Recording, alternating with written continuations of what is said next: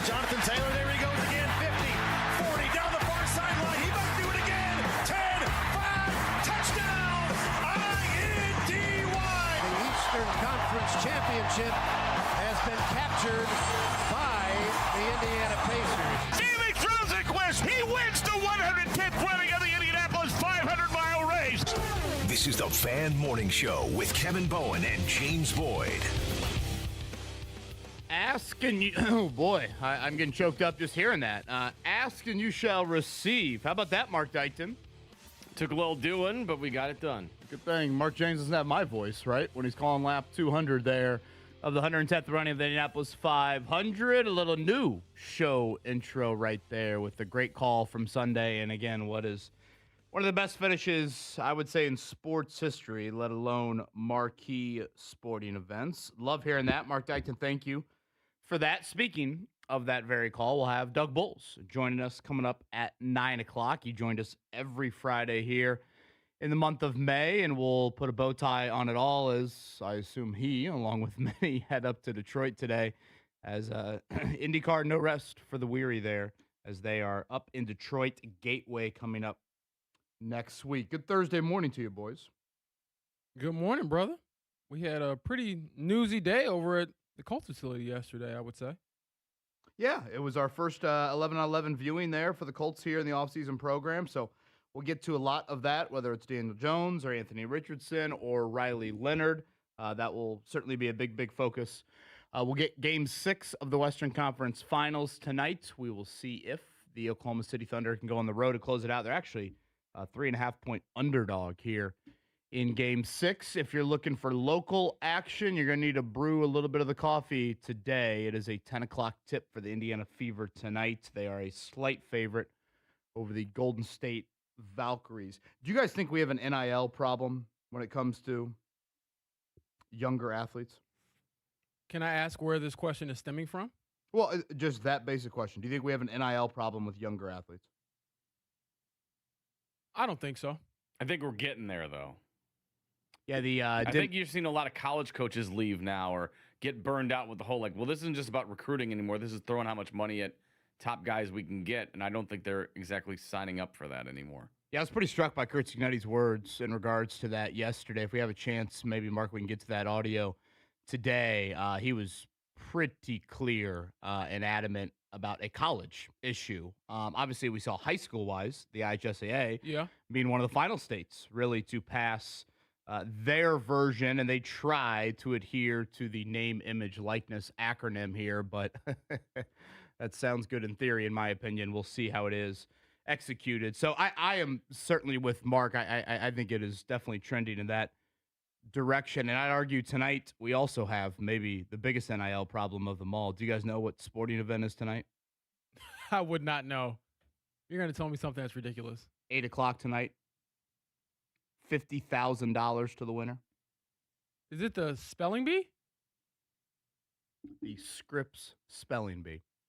Won by a 13-year-old last year. $50,000 to a 13-year-old. You don't think we got NIL problems in our world? No chance. What's that 13-year-old going to spend $50,000 on? Whatever they want. Pokemon? I live in a I would if I was them. free market world, baby. Make as much money as you can. I didn't hear all these coaches complaining about the money they made back in the day and even now. Figure it out. I think we're so dramatic when it comes to NIL. Oh, my God. I heard cursing at a little bit. And I'm not saying he's saying this, but you hear some of these coaches, and it's like, oh, my gosh, everything we ever knew and loved is going to fall apart. We'll adjust like we always do. And we honestly would have been in a better spot had all of you been on board with guys getting paid 20 years ago, 30 years ago. So now you got to basically reap what you sow. Well, I think some guardrails are needed. And I thought that's pretty much what Cignetti said. And that's where I'm at from an NIL standpoint. I don't think you can treat it like Major League Baseball treats their salary cap. I don't think college athletics will survive. I don't think you'll have the amount of teams surviving at all if you continue to go to the rise in what these rosters have looked like here. So we'll see if we got time for that Cignetti audio. But yes, the Scripps Spelling Bee tonight, $50,000 there for the winner. So, boy, the playground for that kid's elementary school, or I should say junior high, probably going to look a little different. That Mina Kimes running that? ESPN? Oh, is it really? I think so. I think she is the Scripps host. So shout out to Mina Kimes. That's a pretty big honor. I always thought it was that dude with the glasses that just read off the words. Is he still not around? We have like a real host now for it? He was always like the Alex Trebek. He was always just there What was forever. his name? I don't know. He was a legend to me. He was an icon. That's I a know. shame that we've rid a hit of him. I thought he was just a legend. When He's it like Mel came to it. Kiper. He just comes out once a year, but you're like, oh man, There he is. I know what season it is now. Yeah, here it is from Spelling USA Bee Today. season. I'm like, all he does is read, Merriam-Webster every night. Yeah, I always think of Aquila and the Bee, that movie as well. But And I remember the kid passing out that one year. That was a scary sight. didn't he get back up and spell the word right? It was one of the more historic feats. That was like when Jason After Kidd that. asked one of his players to bump into him during a timeout so he could spill some water, or he didn't have any timeout, spill some water, get an extra timeout. That's what that kid did. He was like, you know what? I actually can't spell his word right unless I pass out and get like 10 more seconds. And he figured it out. Very clutch of that kid. But yeah, it says here, USA Today, ESPN's Mina Kimes takes over as host of Scripps National Spelling Bee. Bring back the legend. Oh, man. I don't even know his name, but he was a legend. He's a legend, and I don't know his name. He was a legend in my eyes. Good Thursday morning. Looks much better than the start yesterday. Really supposed to be nice weather, I think, all week long. So good news from a spring sports standpoint, as I know we're busy into baseball and softball tournaments around from an IHSA standpoint, track and field, etc., coming up here this spring. We were indoors yesterday due to Mother Nature yesterday. James, what did you make of the quarterbacks and what you saw from Mr. Jones, Mr. Richardson, and Mr. Leonard? Well, I think my reaction was more so tied to your reaction. I could see Kevin, for those listening, over at my peripheral. We're talking to Shane Steichen, and the questions get asked about the backup quarterback job. Hey, what's the plan here? Are you alternating reps? Are you splitting reps? And Shane says, yes, it's even. There is no lead. Now, do you believe that? We can get into that. But I saw a couple eyebrows get raised over there, Kevin, because I think you and I both were like, I didn't expect you to be this forthcoming, quite frankly, on the first day that we have availability for OTAs. So that was one of my biggest takeaways beyond any update on Daniel Jones, who, by the way, my perspective on that has changed a lot, Kevin, just seeing him in person, moving around. We can get to that as well. And then Anthony Richardson updating us on the eye, the trade stuff. But the most tangible, newsworthy thing, in my opinion, was the fact that this is a open backup QB competition. And to tease a little bit, I thought you had a great question to Shane about going about Anthony being in that QB competition and what it means for the team. Yeah, it's funny, James. I walked out of that indoor facility yesterday. I'm like, oh man, they're really challenging. I probably come from a basis of actions speak louder than words. Yes. Like I don't want to say like, Colleen and Brad Bowen had that like, pinned to the door and we had to slap it, before we, hit the school bus each morning. But like, I probably come from that viewpoint. Integrity. Just in life. And it's weird because actions watching yesterday would say this is a split competition. Right. Anthony Richardson took the first starting reps, then Riley Leonard took the second starting reps. I assume that was day 2, by the way, of their OTAs. I assume yesterday, or I guess it would have been Tuesday, they would have flipped that. Riley would have taken the initial starting reps. Anthony took then the second starting reps. But then I hear the words of Shane Steichen, and I still believe that Riley Leonard has a notable lead in any sort of competition. Which again, like kind of debunks that thought. But as much as then I say, Kevin, stop trying to, discredit your own actions over words theory. I felt like last year I hammered this point home almost to the nth degree. You guys probably got a little tired of it. But when Shane Steichen always said the C word last year in describing Daniel Jones versus Anthony Richardson, he always said, who's the most consistent? Who's the most consistent? Who's the most consistent? And that's why I was on the Daniel Jones train. I'm like, guys, I think he's going to start. And that happened. Steichen says virtually nothing. But when he talks about Leonard or talks about Richardson, he's talking about the current boyfriend versus the ex-boyfriend, in my eyes. And I continued to hear that yesterday when he talked about Riley Leonard versus Anthony Richardson. Yeah, there was a back-to-back question about what have you seen from Riley? What have you seen from Anthony? And the answers were so funny. When you just so different. When you read them in print, it's like, boy, this guy has all the traits and can do this, and he's learning this. And then the other guy, hey, he's here. He's Yeah. trying. So that's where I'm a little torn, to be honest with you. Now, on the Daniel Jones front, you care to tease a little bit? You said you've changed a little bit of your thought process there? I have, just because of the mobility that we saw yesterday.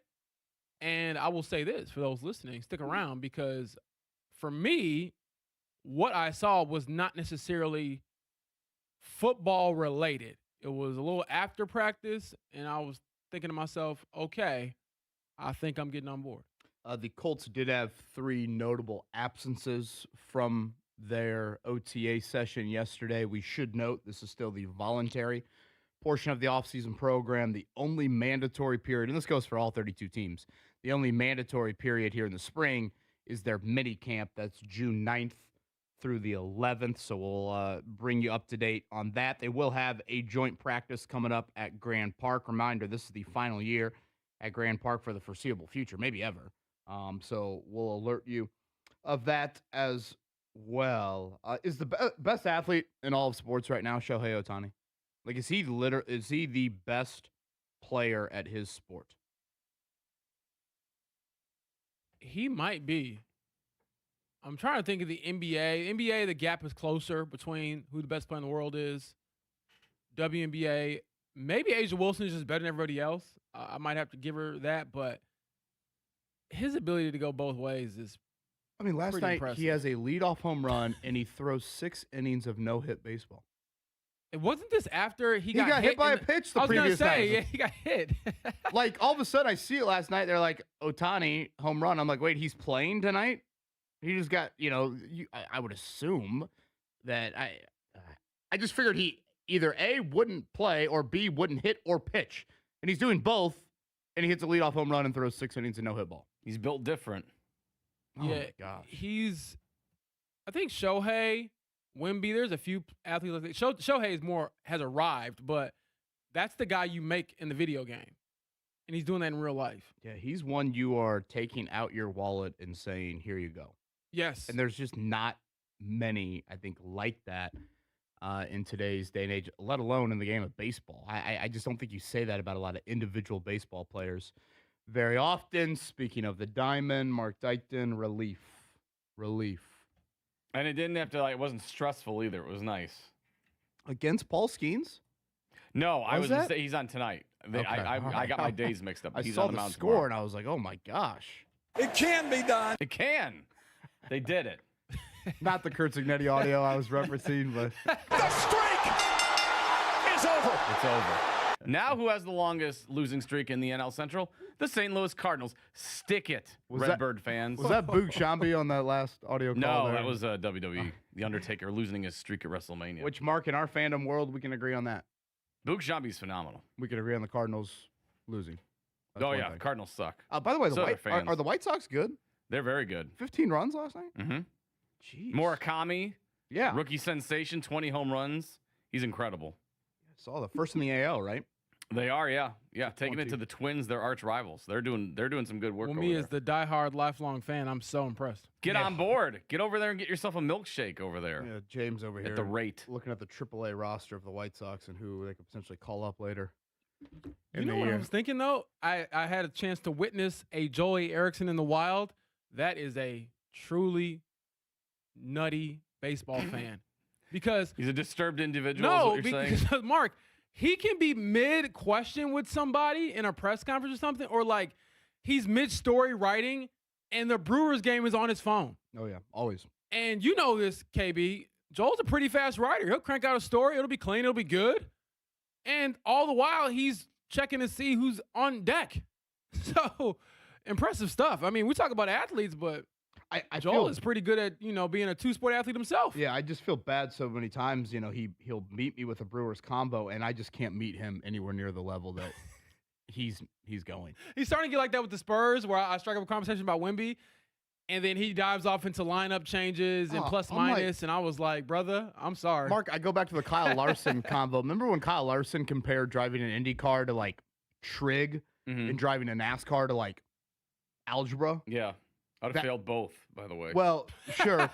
But like that's Joel. Like he comes with trig right away with the Brewers combo. I'm like, dude, I'm just trying to do 2x plus 3 equals whatever. Like, I mean, I'm not there at all, but I'll try. Y equals MX plus B. Yeah, I'll try because you are such a nice human. A lot to get to on the Colts front today. Thank you for spending your Thursday morning with us, Kevin Bowen, James Boyd, Mark Dykton, Fan Morning Show.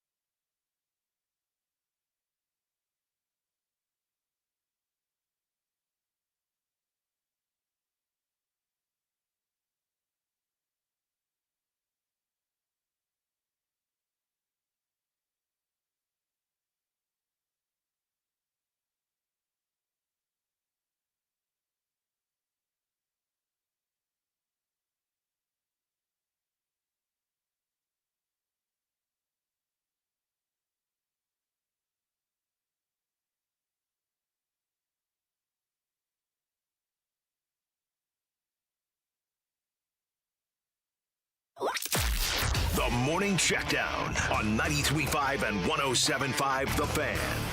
With Bet365, early payout, you win. Even if they lose, get paid out instantly when your team goes up big, even if they blow the lead later. Bet365, winning is everything. You got a gambling problem? Call 1-800-9-WITH-IT. Must be 21 or older, physically located in the state of Indiana. Tons of Colts talk to get to here in a few, but James, let's pay attention to tonight on the hardwood, and we'll begin with the Oklahoma City Thunder trying to go on the road to finish off the San Antonio Spurs. They lead 3-2. You surprised at all? The Spurs are a 3.5-point favorite in a must-have Game 6. I'm not, but I will say I think OKC closes it out tonight. I think the Spurs might be just a little bit too young, probably a year ahead of schedule when it comes to their development, and that Thunder team is just loaded, as we always talk about. They always have someone else step up. I believe Sunday would be Game 7 if we get one, and no matter what happens, even if the Thunder finish it off tonight, we got to wait till Wednesday for Game 1 of the NBA Finals. You might need to brew the coffee or get the power nap in if you want to watch the Fever tonight. Our coverage will begin at 9:30 right here on The Fan. It'll be the Golden State Valkyries, so kind of odd, the team that the Fever last played. They'll play the Valkyries. Two Quite teams. back-to-back. Yeah, a little spaced out, but yes, I guess it is a back-to-back in theory. 4-2 records for each of these teams. Fever just a slight favorite, 1.5-point favorite. Caitlin Clark is on the injury report, but she is listed as probable, so a great chance that Caitlin Clark plays tonight. Did I see she was at the Giants game yesterday? A little baseball action for Caitlin Clark. I did see that. It looked like she met, I want to say, the Pods from the Warriors, one of their players. So getting a little sun in baseball, nothing wrong with that. I think even as a professional athlete, you can appreciate a good baseball game. That could be a spelling bee word tonight. The Podolinsky kid? Yeah, Pajimski. Pajimski? But You mean country of origin? Boy. Oof. Scandinavia country? Use it in a sentence. Nothing there. Mark, maybe give us the last year's spelling bee winner a little bit later. The word or the actual winner? The word. Yeah. Okay. Yeah, I don't know. Oh, boy. I don't care about the 13-year-old. They got 50,000 I bucks. found the name of the guy of the old host. I think it's Jacques Bailey. I love him. Dr. Jacques Bailey. Oh, of course.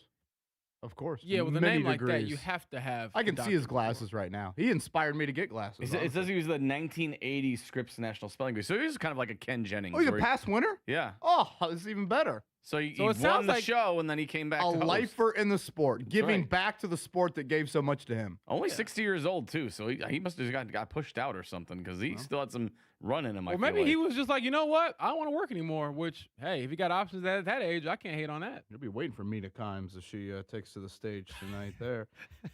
Speaking of, I guess, dignitaries at baseball games, I did see Reggie Wayne throughout the first pitch yesterday. Indianapolis Indians taking on the Iowa Cubs. 1-0 loss in that one. I believe the Colts had a Kicking the Stigma partnership with the Indians, and that's why Reggie Wayne throughout the first pitch. But, Mark, the real baseball, congrats to your Cubs. Bats came alive, and they now have provided relief for the Dykton family. Yeah, Ashley was coming home from work. She's like, "What's going on?" I'm like, "The Cubs streak is gonna end." She's like, "Well, you must be happy." I'm like, "I am. I'm really." It's almost a sense of relief, but it was still close because they're up 3-0. Then they give up a 3-run homer. Then they got another home run. Then Pirates tied it again.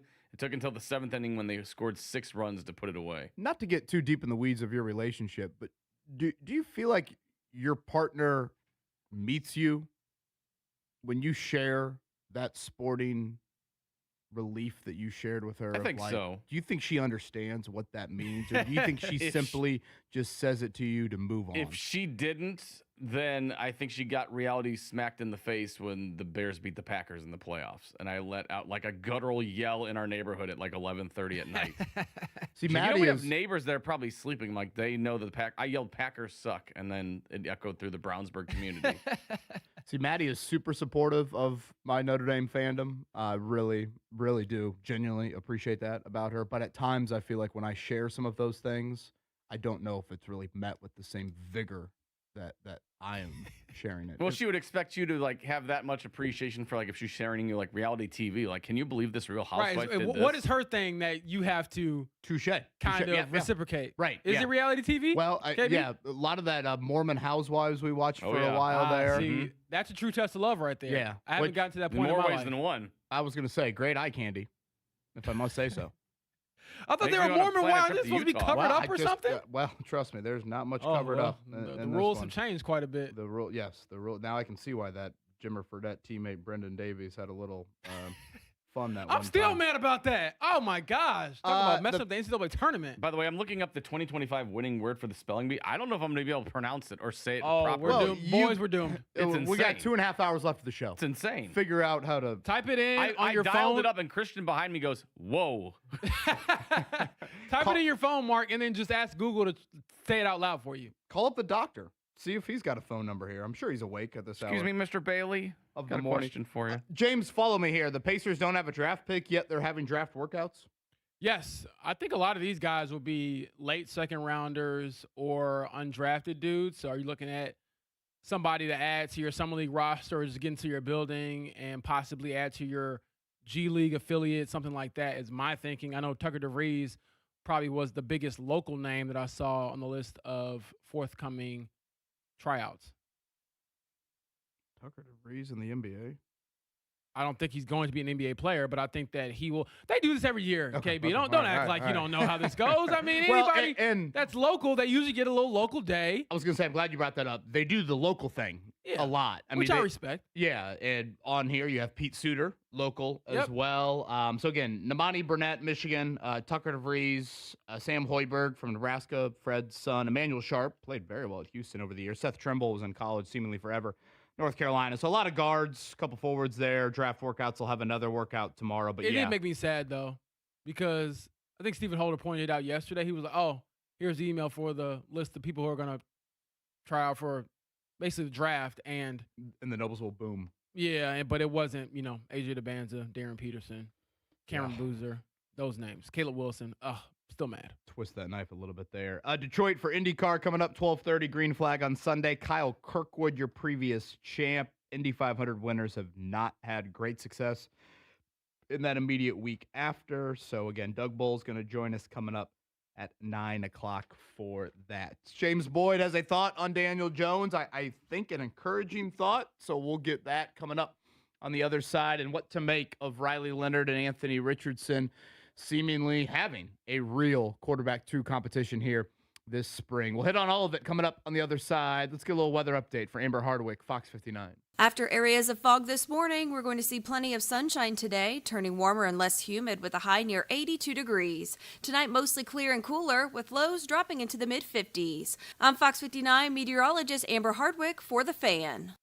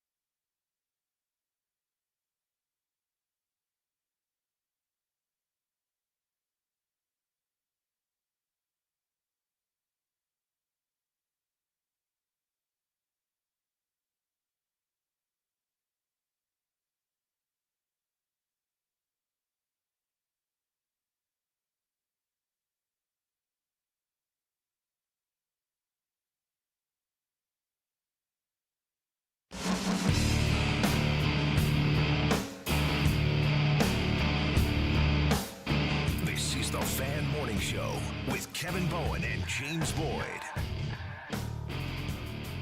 Doug Boles going to join us coming up at 9 o'clock.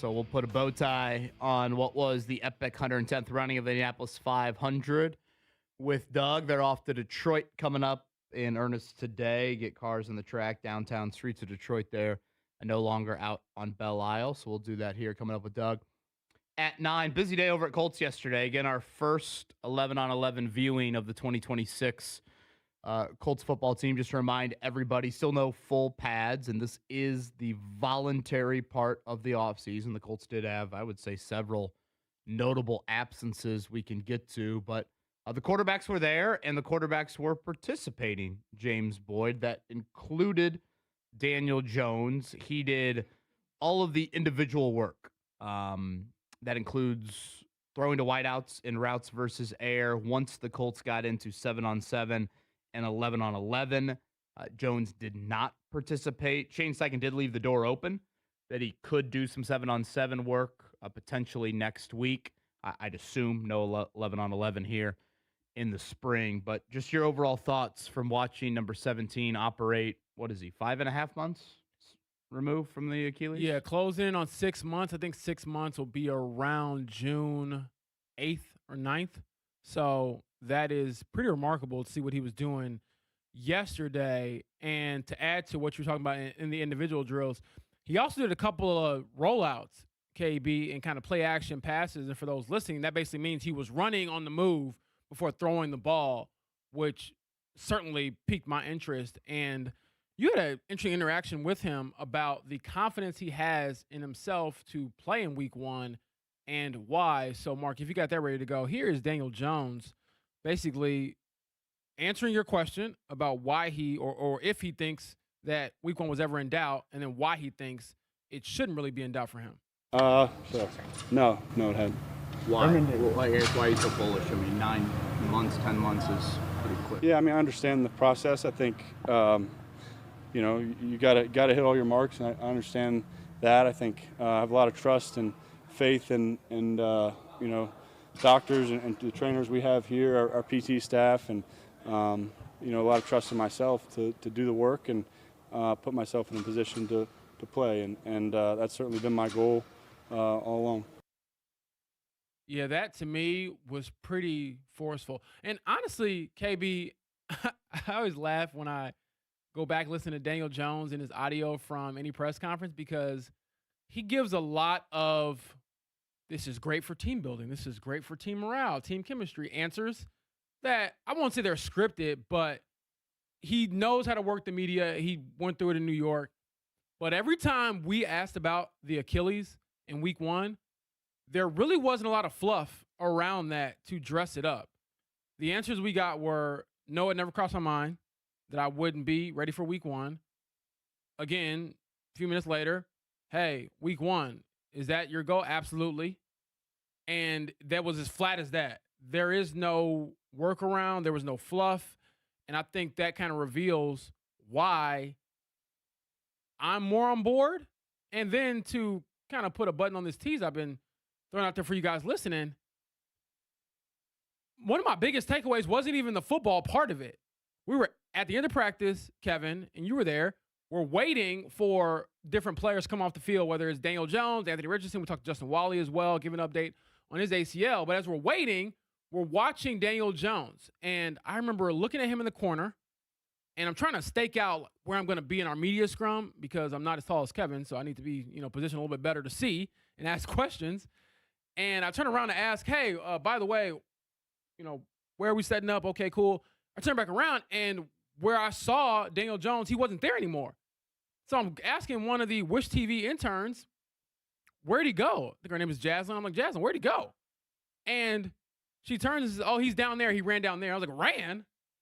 And I look, and he's doing full sprints down the football field. Now, I'm not saying it's 100%. Some guy's chasing me. I got to get to the end zone running. But that was pretty impressive to me, to be 5.5 months removed, and you're doing wind sprints and running around.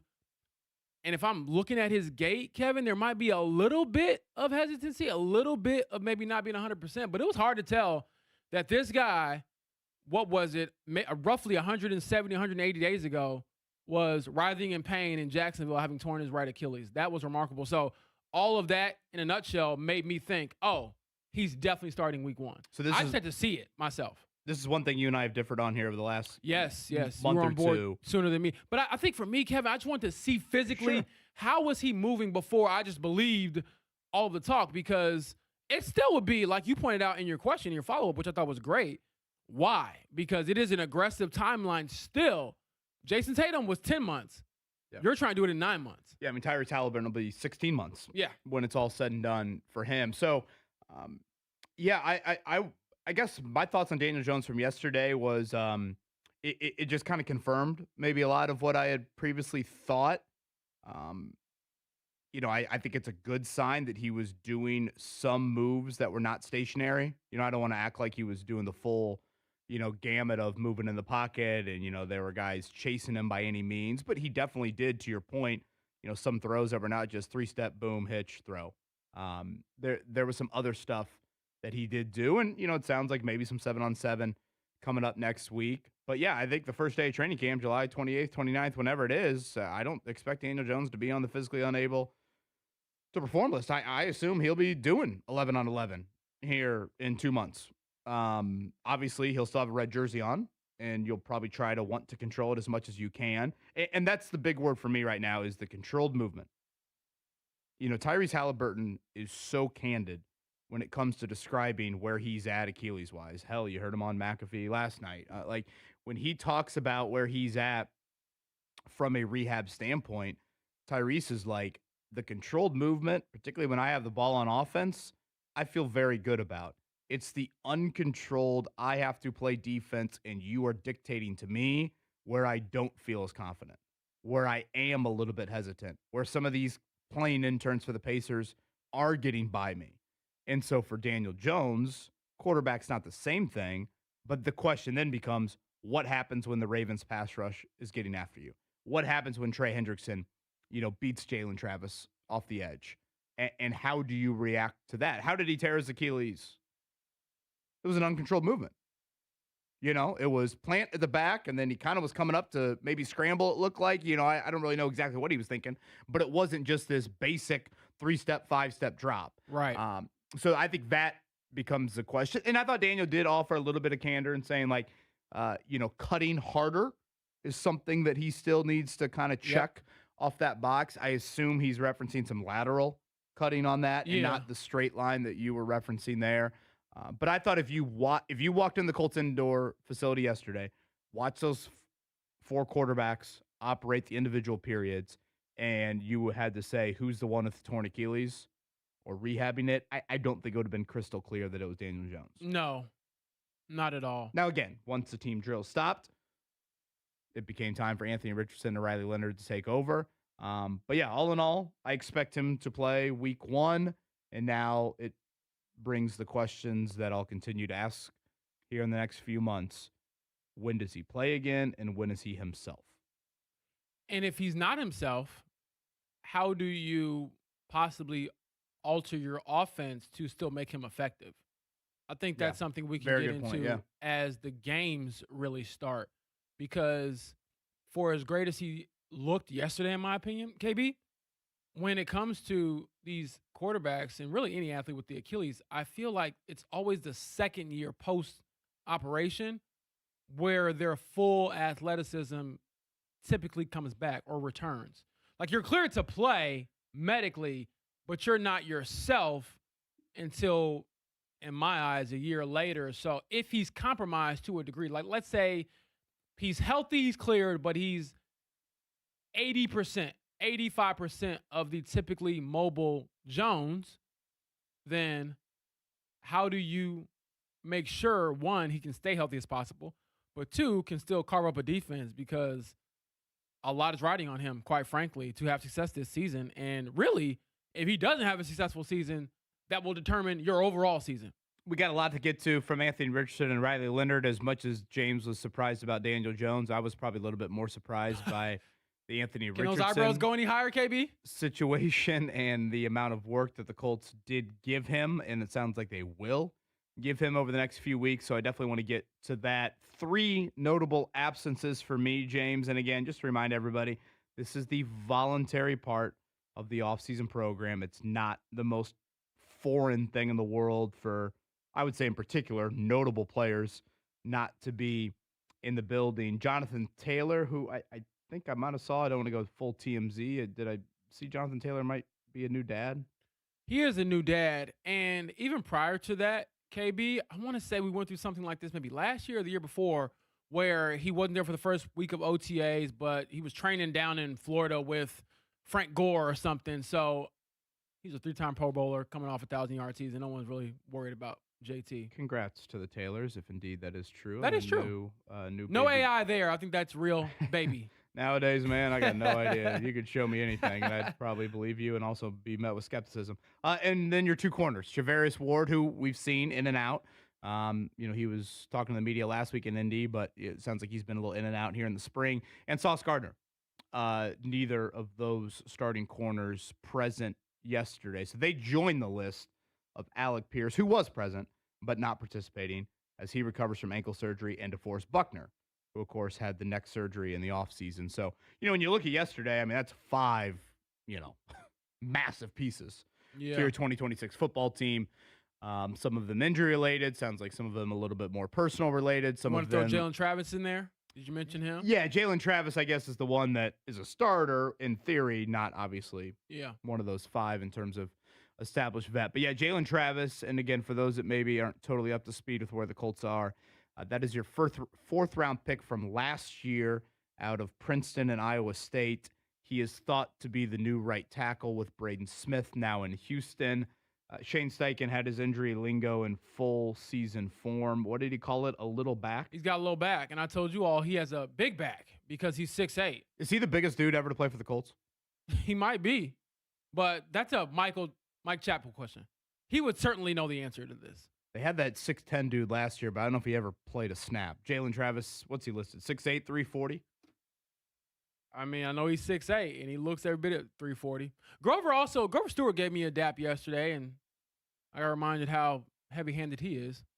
Yeah, I don't want any daps from Grover. Yeah, he gave me that dap, and I'm afraid he'd knock me out to the outdoor field. Well, I was thinking about, Grover, if you hit me like that again, brother, we might have to, go to court. But no, it was great to see him.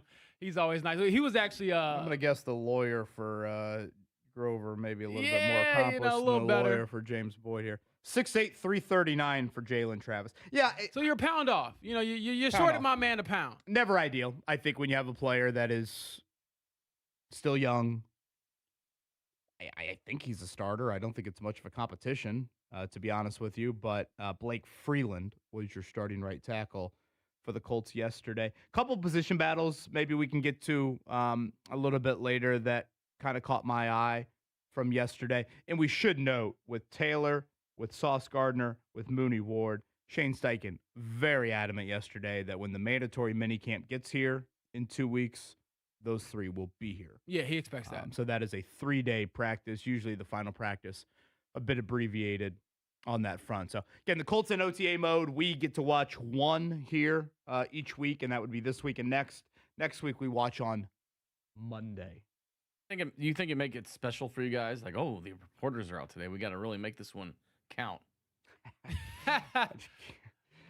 Kevin Bowen and James Boyd are here. Boy, I can't say. Roll out the red carpet. I can't say that's probably on their thought process too much. No, but I will say. Double meat on the pizzas. The boys are coming today. I was worried we were going to get like a 20-minute special teams period. And I was like, oh, boy, I don't need to see Rigoberto Sanchez.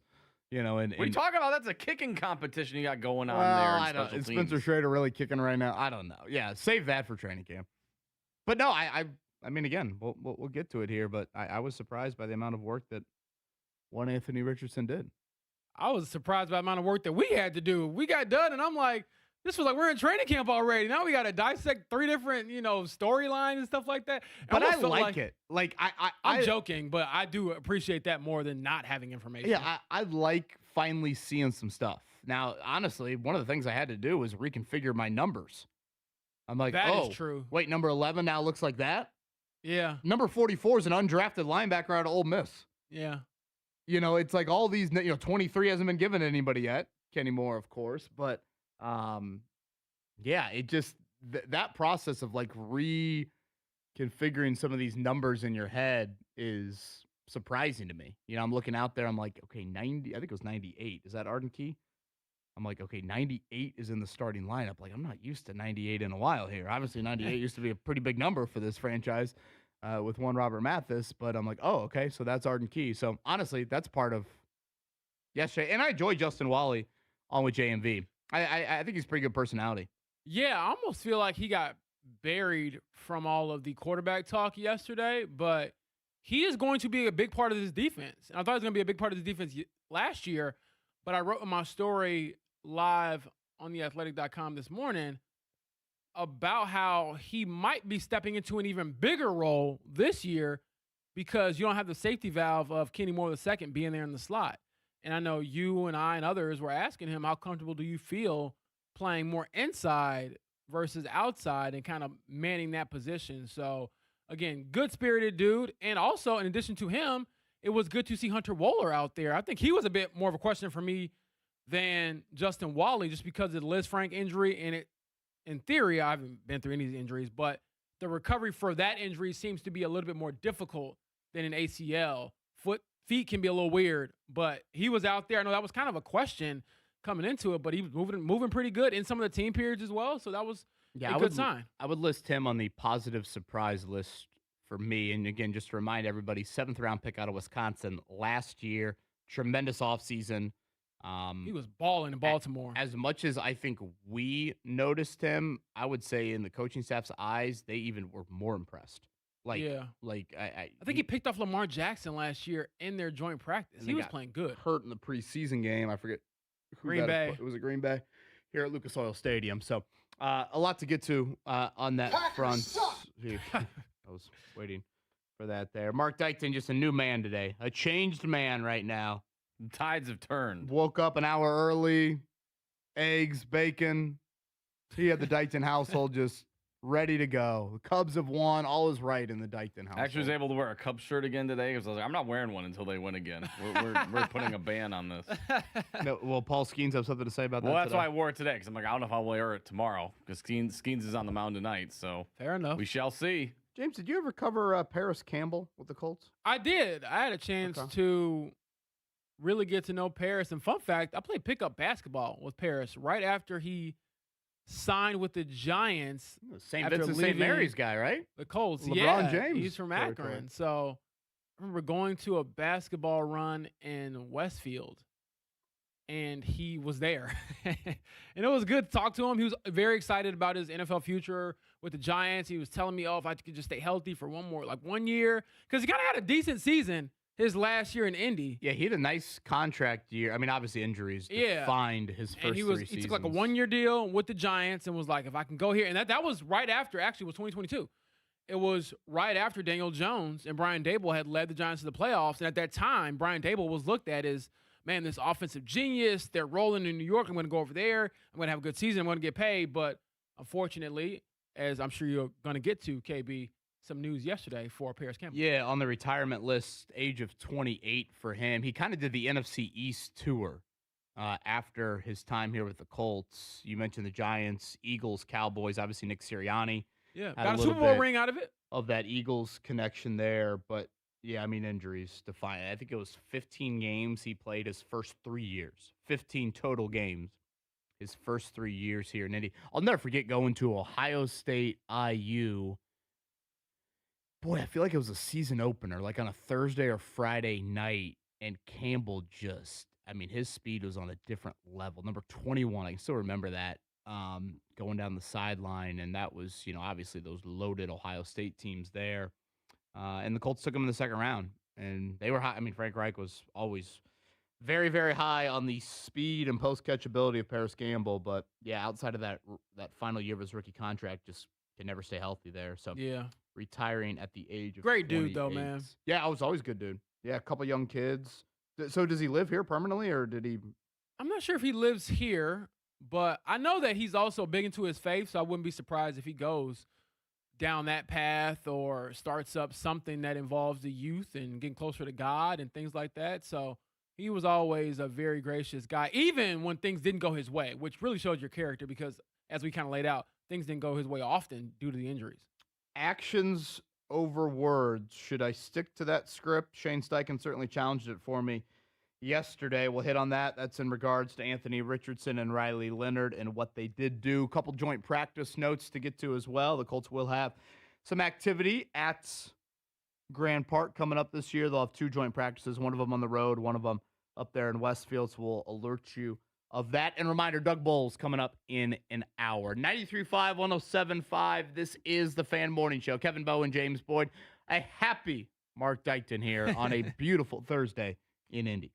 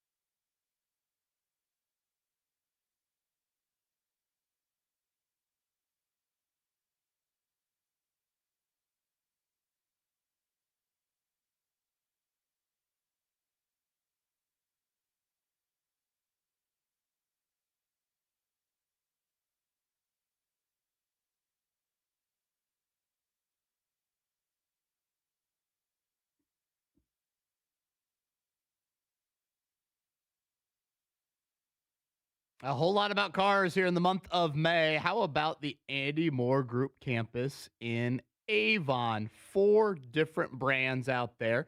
You've got Kia, Volkswagen, Nissan, and the Toyota brand. Plenty of used vehicles if you want to explore that route.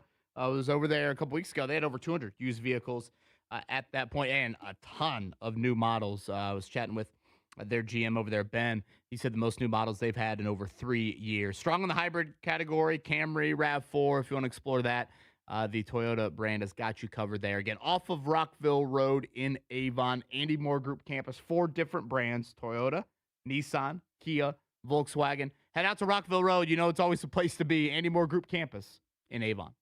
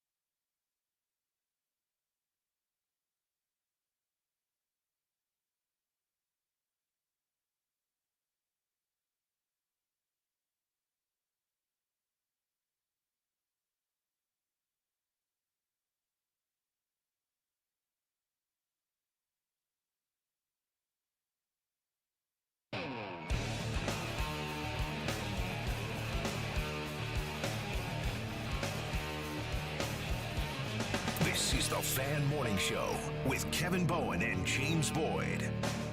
Boy, it's about time. We had a morning like this weather-wise. Looks outstanding here the rest of the week and into the weekend. So great for high school sports as we are busy into the spring playoff calendar there. Greg Rakestraw, of course, will join us coming up tomorrow. Chat a little bit about that. Doug Boles in an hour. IndyCar up to Detroit. You like IndyCar racing the week after the 500 or too much on the teams? They need a week off. I think you need a week off if you're the winner. Has the alcohol passed through Mike Shank's body yet? Have the Busch lights been restored to the shelves? Or are they still getting crushed? Yeah, I'm going to guess they're still in the system somewhere. They'll actually go next 2 weeks. Detroit this week, Oval coming up, Gateway, just east of St. Louis. Next Sunday night, it'll be a night race coming up for IndyCar. So, again, we'll chat with Doug Boles at 9. Actions versus words. I'm largely an actions will tell me a far more accurate story, James Boyd. And the actions yesterday would say, hey, Riley Leonard, Anthony Richardson. It's a split quarterback competition right now for the number 2 job. It's 50-50. It's even. Even Steven. Even Steven. If you want to get into the real deep weeds of it yesterday, we did see, and again, the second OTA session here of the spring for the Colts. It was Anthony Richardson initially with the starting unit. He did his 4 plays, passed the baton to Riley Leonard with the second unit, and then when they came back and did another full team period later in practice, it was flipped. Riley Leonard got the initial starting action there, and then Anthony Richardson took some reps with the second team. And Shane Steichen said after practice, in some words, that yes, that will be the plan here for the next 3 weeks as the Colts go through these 10 or so full team practices. They will split those reps. Now, when I hear the actual answers of like, hey, how has Anthony looked? How's Riley looked? It sounds different to me. So I'm a little torn, James, on this Thursday morning. I was surprised to see that Anthony Richardson was taking, pleasantly surprised, I should say, to see that it is a 50-50 split, but I still don't believe it's really 50-50. So here's what Steichen said. I'll just read it because I think the answers, these are back-to-back questions, by the way, in the scrum, are pretty revealing of kind of why you feel the way you do, KB, about Shane maybe still not being on board with the 50-50 thing and the way it could go with Anthony Richardson and Riley Leonard. So Shane was asked, what have you liked about Riley Leonard so far during OTAs? Shane's response, he's been really good. He's got great command in the huddle. He's continuing to learn the offense, growing in that nature, going through his reads, going through his progressions, working on his accelerated vision, and going through that stuff. It's been good to see. Follow up. Same question. What do you like about Anthony Richardson Sr.? Yeah, he's been good. Obviously, getting him back in the fold, coming back in a couple weeks ago, going through it, still growing, all those different things. Continuing to learn and grow, just like all our other players. But it's good to see him out here with the guys for sure. On one hand, we get details of what Riley Leonard has worked on, accelerated vision, his command of the huddle, maturing in that sense. And then for Anthony, if I'm reading this correctly, these are his words. He's here. He's going through but going through the drills and the teamwork like the rest of the players. And it's good to have him back. But nothing about his individual performance, to my knowledge. That side right there says it all, KB.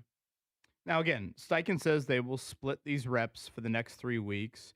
And I'm of the belief if Richardson is here, you need to have a competition. To me, I get Riley Leonard had a flash or two last year. He has not earned the right just to be handed some, significant quarterback keys, i.e. the backup, or, potentially if you think Daniel Jones is going to be ready for week 1, which I think James and I are now both in the same boat on that he will be ready for week 1. But, to me, you need to have a real competition. I think there would be a healthy debate if you were going to go play a football game tomorrow, who would give you a better chance, Anthony Richardson or Riley Leonard?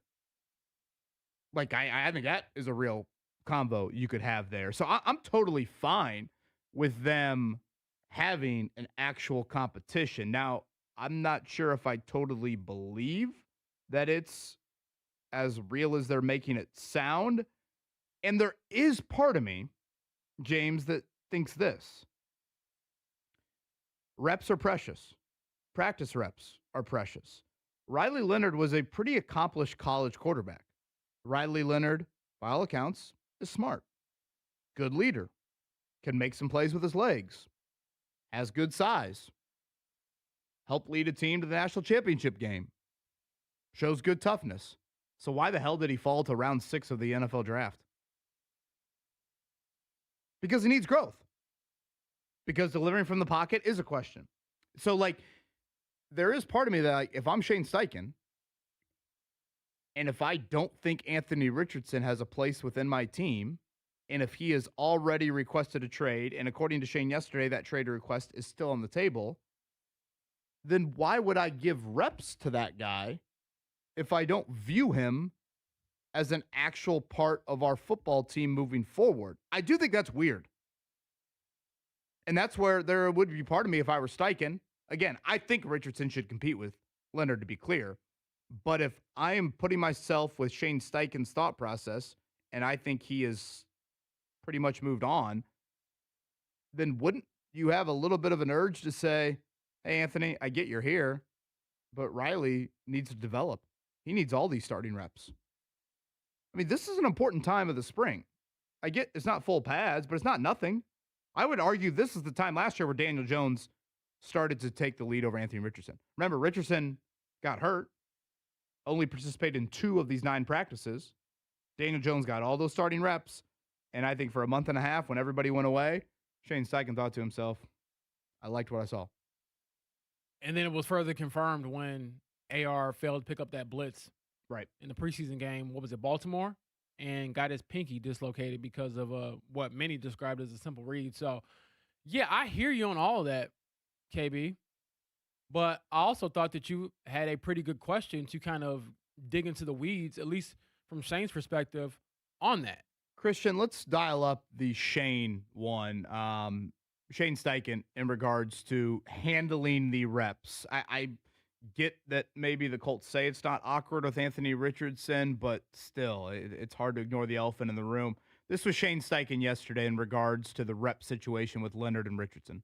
Well, because there's a potential that he could be. You never know. We'll see how this thing plays out. I mean, we're sitting here, end of May? We got June, July, August, training camp.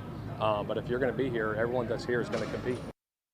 So, again, that in regards to Richardson, in that he could be here, which, in a vacuum, yeah, I'd probably want to see Richardson over Leonard, but that's me. And I don't know. I mean, clearly I'm a bit indecisive on this, James. I guess I'll ask you this. Do you believe the 50-50 split is indicative of how the Colts view things with Riley Leonard and Anthony Richardson right now? Based off what they did yesterday, based off what they say they're going to do this spring, they're calling it a real competition, a 50-50 split. Do you think it's a real competition? I do. I think that because I worry if it isn't, are you going to have players that question that? So if you say it's real competition publicly and we're seeing you, at least yesterday, kind of alternate reps, I do think it's a real competition because you can maybe fake it to us in the media, but you can't fake it to the guys in that locker room. And they need to know. I think that's a real conversation that has to happen where the players catching those passes or blocking for these guys need to know, okay, whatever we're doing adjacent to them is worth something. So that's where I'm at with it. By the way, I thought both quarterbacks looked fine yesterday. Richardson had, honestly, I thought the one incompletion he had should have been pass interference on Jonathan Edwards. That nice ball down the sidelines to Nick Westbrook and Keeney. And then I thought Riley had a couple really good throws down to Drew Ogletree down the middle of the field. I thought his best throw of the day was rolling out to his right, hit Josh Downs in stride there. Someone was asking me if Josh Downs looks bigger. Does he look bigger to you? He's listed the same weight-wise, but you know how those rosters can lie. I didn't get a chance to really look at him because, unfortunately, like I talked about in the first hour, where we stand isn't always the best viewing experience. So I felt like I was ducking and trying to see through players to see Josh, but Anthony's eyes certainly looked better. Yeah, he looked, honestly, if you didn't know that he had the eye injury, I don't think a normal person would even really recognize it. You can see the scar. Yeah, but it's not even a very prominent scar. It kind of looks like, oh, he must have caught an elbow one day playing pickup basketball. That's what it looks like to me. But even then, asking him about his eye, there wasn't a definitive yes or no when it comes to, hey, has your vision fully returned? The answer that he gave was, I'm good, I'm cleared, I'm throwing the football nice, was the term that he used. And then he also added later on, KB, after a couple of follow-ups, that he's adjusted pretty well. So it sounds like that is pretty much all we're ever going to get about his eye. We're not in his body. We can't tell you how he's seeing, but it doesn't seem like it's going to be something that, at least in my eyes, I'm going to be revisiting over and over again at this point. The updates, that's it. That's pretty much where we are. I was listening to Josh Downs, who was on with Jake yesterday, and he mentioned that Anthony slimmed down a little bit there. He does. I got that reaction a lot because I put the video out there. I know you did put one out there too. And honestly, watching it back in his face, I could kind of see it more probably than his body, just because, you know, when they're out there on the field, everyone looks big to me. I'm, 5'10", $150. But to see him, it does seem like he's maybe put a little effort into that. Which, again, I mean, this is really one of his first few, take the eye out of the equation here. Off-seasons. Yeah, but healthy offseason. And again, going off the roster is probably not the game to play. He's still listed at 244 pounds on the roster there. So, again, Colts will have another OTA coming up tomorrow, I believe. I don't think anything today. The next one we get to watch will be on Monday for them. Fever in action tonight. They are a slight favorite over the Golden State Valkyries here. Something to note, when they were playing last Friday night, I am curious if their best lineup is that small ball lineup. We see with the Pacers with the Obi Toppin lineup, that Golden State game, they went to the small ball, which has Lexi Hall and Sophie Cunningham both out there with Aaliyah Boston and, of course, Kelsey Mitchell and Caitlin Clark. But I'm curious if that becomes the new kind of end-of-game lineup. Do they go a little bit more with the small ball look there? 10 o'clock tonight, Fever and Valkyries. It seems like that is a tactic that has worked. I do like the pace they play with when they kind of go small, but I always wonder, KB, kind of like with the Pacers when they were rolling last year at this time, when they would throw Obi Toppin out there for small ball, and I say throw him out there at the 5. I think a lot of it comes down to how long can you do it and still have an advantage, and then cleaning the glass. Will that become an issue if you try to hang on to that sort of lineup too long? But so far, I've been impressed with that. And honestly, they've kind of shifted from their early season rotations to more of that small ball, because we haven't seen Demirs Dantas, for example, play the last couple of games, whereas in the first couple of games of the year, she was one of their first post players off the bench. So how do they kind of marry the two or stick with what's working? Steve asks here, what happens if Richardson doesn't win the number 2 job? How do other teams see it? It's going to make it even harder to trade him. I mean, I think at this point we don't even really discuss the trade. I think the only way Anthony Richardson gets traded for something of note is if an opposing team has a massive quarterback injury in camp. And even then, I would argue, is Richardson the most viable trade candidate? Like, let's say, okay, insert NFL team here. Christian, give me a random NFL team off the top of your head. Vikings. Okay, so Vikings, whatever. Kyler Murray tears ACL. J.J. McCarthy gets hurt, something like that. And all of a sudden they're like, hey, we need a quarterback. Let's say that happens third preseason game, April or August 25th. I was going to say, how early you want to start, brother? I don't know. Do you want to time travel a little bit? All of a sudden Vrabel's on my screen and my mind's going very much elsewhere there. Oh, boy. Let's say, again, late August, all of a sudden your starting quarterback tears his ACL. Is Anthony Richardson coming in and learning your playbook for 2 weeks the route you want to go? I don't know if that's the wisest. So I don't, Steve, I've almost just kind of really kind of ruled out the Richardson trade thing. To me, the best case scenario for him would have been moved in actually April, to be honest with you. Given it, multiple months to learn a playbook, be a part of a team's spring offseason program, get some of these reps with another team. I think at this point, his best case scenario is just, as weird as it sounds, as bad as it sounds, is hope Daniel Jones gets hurt and all of a sudden he gets another opportunity here.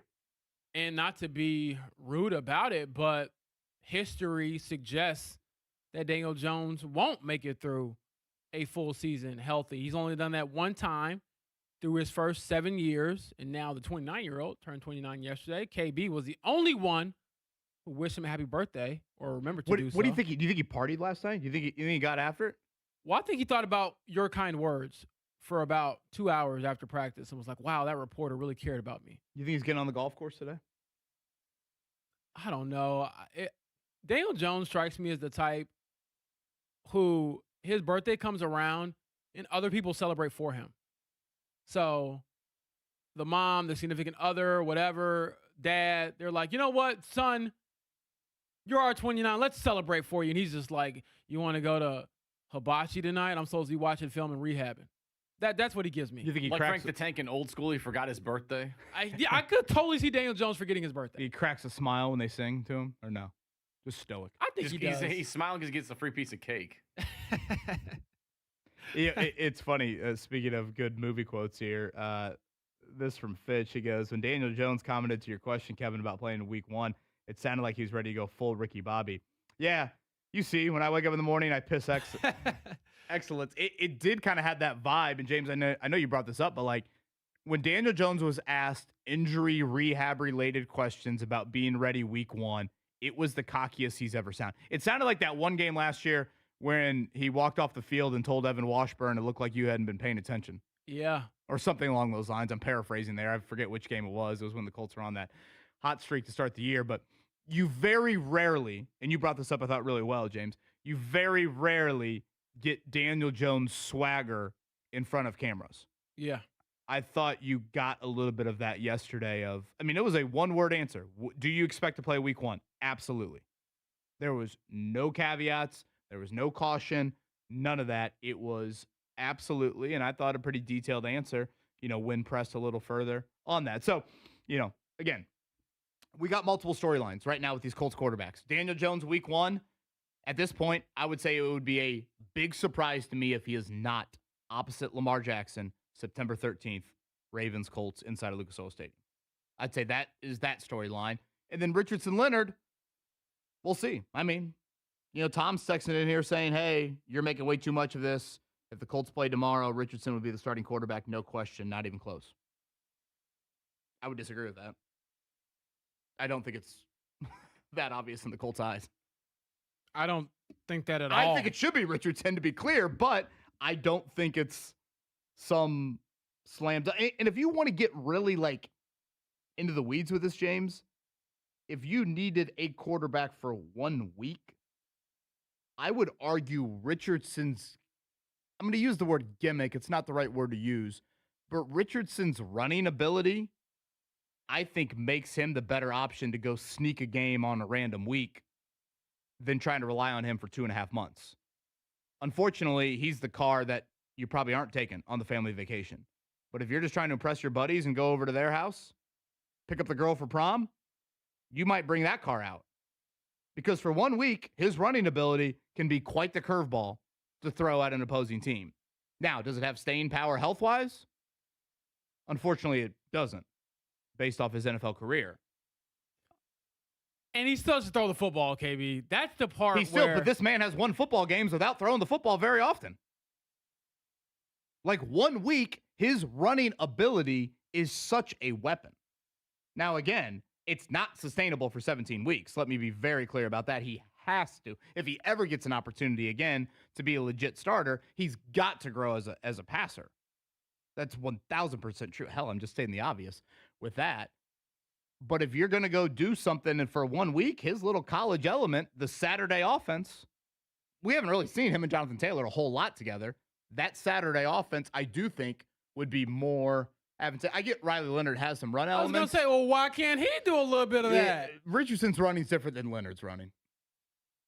Leonard's a little bit more of I mean, you watch that opening drive against Ohio State. It was more like, all right, 3 yards, cloud of dust, 3 yards, a cloud of dust, get it to 4th and 1. Somehow he powers his way. Now he's puking on the sidelines.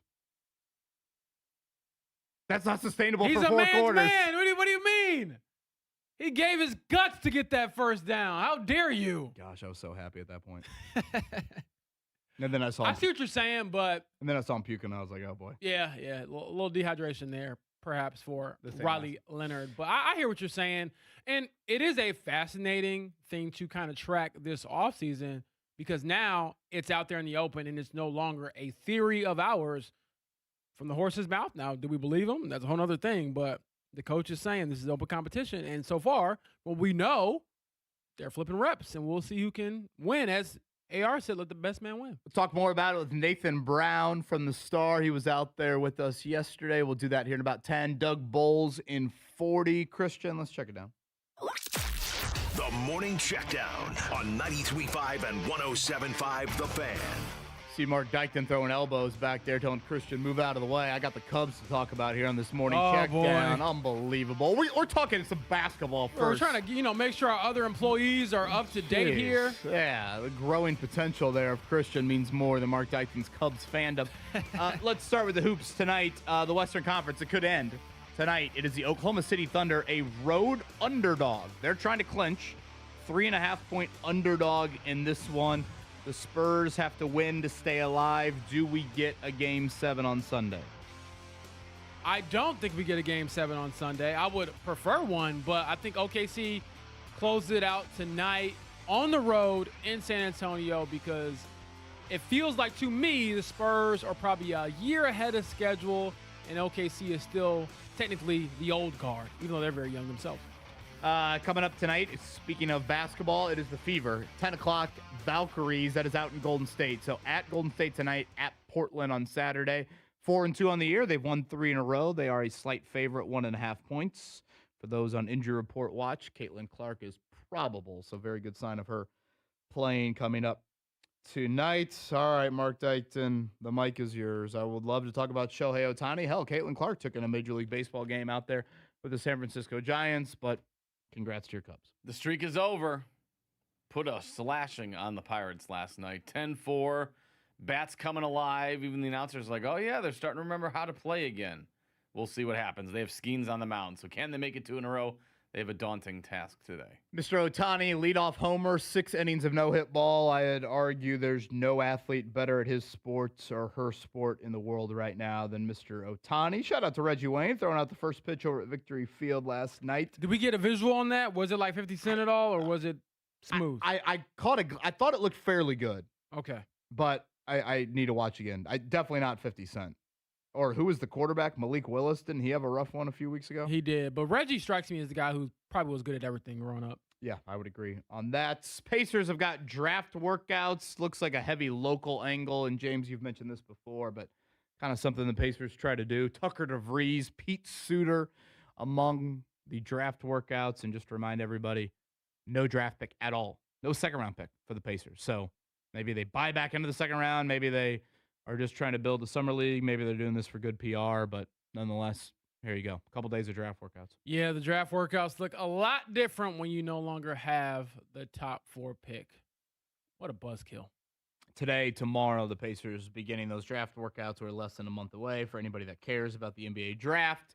Detroit for IndyCar. Again, we'll chat with Doug Boles coming up at 9 o'clock about that. It's the streets of downtown Detroit, no longer out on Belle Isle. Kyle Kirkwood, your defending champ up there. And one of the better sporting events of the year is tonight. It is the Scripps Spelling Bee.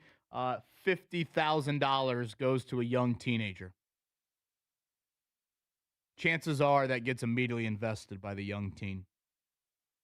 If they're spelling that well, I'm going to guess that a good portion of it will be invested because they're already smarter than most people walking the planet. So no, like, backyard party? I don't know. Do the Scripps National Pokemon, Spelling Bee? silly string. What else do you do at a 13-year-old birthday party? I'm not sure, but I do have a question for you guys. I'm taking my godson to DeForest Buckner's camp. He's 11. Sunday. Oh, let's go. So maybe this is a topic for tomorrow, but I need some advice on things to do this weekend in Indianapolis for the 11-year-old range. How about that? Yeah. stepping up.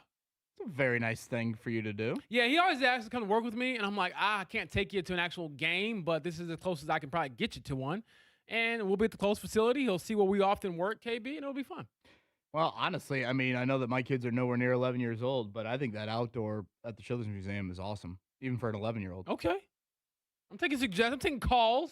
Feel free to weigh in. I mean, the oldest diked in is what, Mark? 9? Yeah, 9. Children's Museum, outdoor Children's Museum. I mean, I see plenty of kids that look like they're 11-year-olds having a great time. Hell, I have a great time out there I shooting was gonna hoops or say, kicking field goals. it is a good time. I've been there for a couple of Colts-related things, and it's very nice. Yeah, that is great. And the weather looks awesome. I always think every time we say there's no statues outside of former places of business, outside of Peyton Manning, there are statues at that Children's Museum. Is that Rick Leonard? Have you guys heard about? Have you heard about that crazy water park opening up in Hamilton County? I haven't heard about that. it. I don't know if it's open yet, though. Yeah, I don't know. The thing looks wild. Yeah. Looks awesome. Mm-hmm. But I have no details in terms of when it's opening or anything like that. What a great tease. Well, it kind of popped in my head there. Yeah, I need to look that up because, you just reminded me that's probably opening soon. Skywalk, something like that, yeah. Something or other, right off 31 there. So, I don't know. Maybe check that out. Nathan Brown from the Star joins us next. We'll talk some Colts with him. Doug Boles coming up at 9 o'clock. Fan Morning Show here on a beautiful Thursday. After areas of fog this morning, we're going to see plenty of sunshine today, turning warmer and less humid with a high near 82 degrees. Tonight, mostly clear and cooler, with lows dropping into the mid-50s. I'm Fox 59 meteorologist Amber Hardwick for The Fan.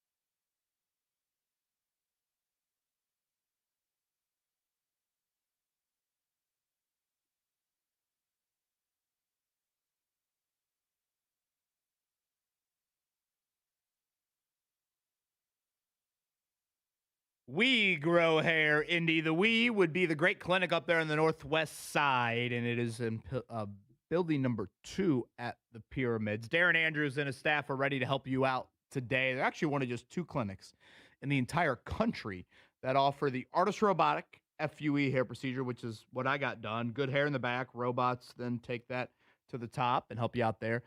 And the multi-unit hair grafting, which honestly is probably what more people get done there. So, if any of that stuff is confusing to you at all, just contact We Grow Hair Indy. Free evaluation, private evaluation, virtual evaluation, all of that is available to you. The gold standard for hair restoration. They happen to call Indy home. Don't need to go out of state, certainly not out of the country. Contact them today, get some information, and make the decision off of that. You owe it to yourself. The gold standard for hair restoration. We Grow Hair Indy.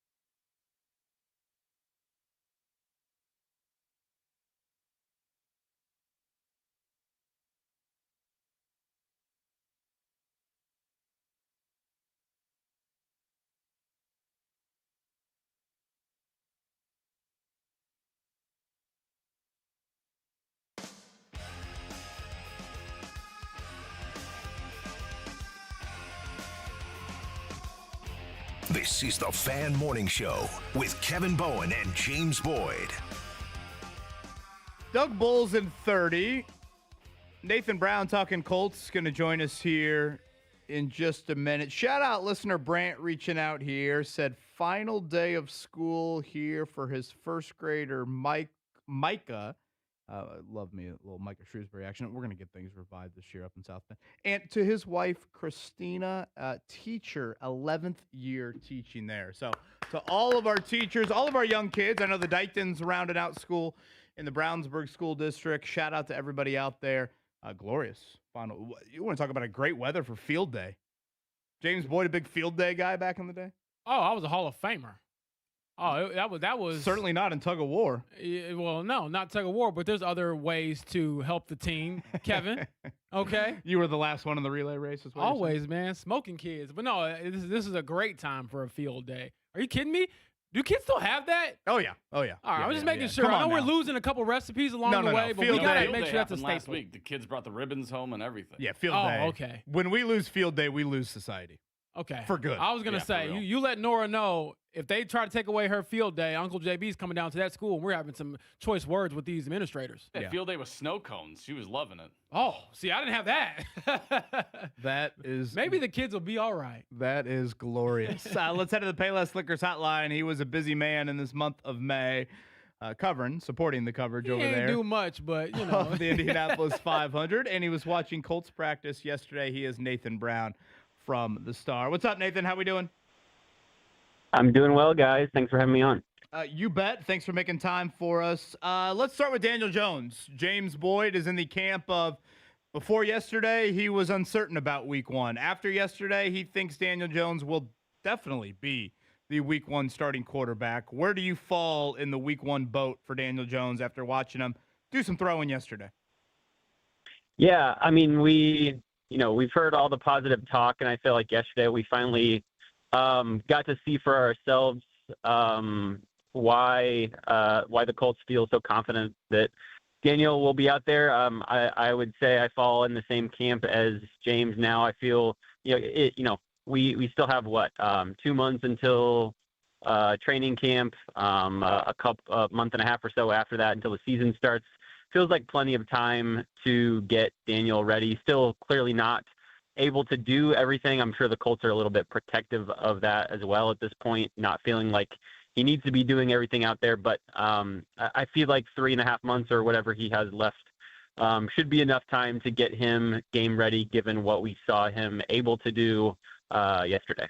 Nathan, when we were standing side by side watching Daniel just sprint the field, I was thinking to myself, boy, you're less than 200 days removed from rupturing your Achilles. And he looked almost normal. Like the example KB gave earlier was that if we didn't know he had torn his Achilles, would we have been able to tell? And I'm not sure that we would have, quite frankly.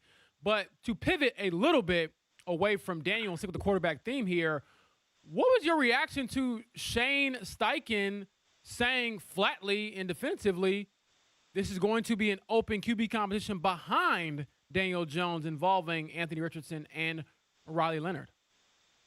Yeah, it's fascinating. We got a chance, obviously, to talk to Anthony as well yesterday, and I was, of course, not on the beat at this point a year ago, but Anthony seems like, at least publicly, he's handling all of this as well as anyone could, but it's just kind of hard to not think back to the fact that a year ago he was in a QB competition for the starting role at the Colts. 2 years before that, he was like the unanimous, obvious week one starter. You just have to wonder a little bit how someone can continue to just mentally, get through that. It seems like he's doing well.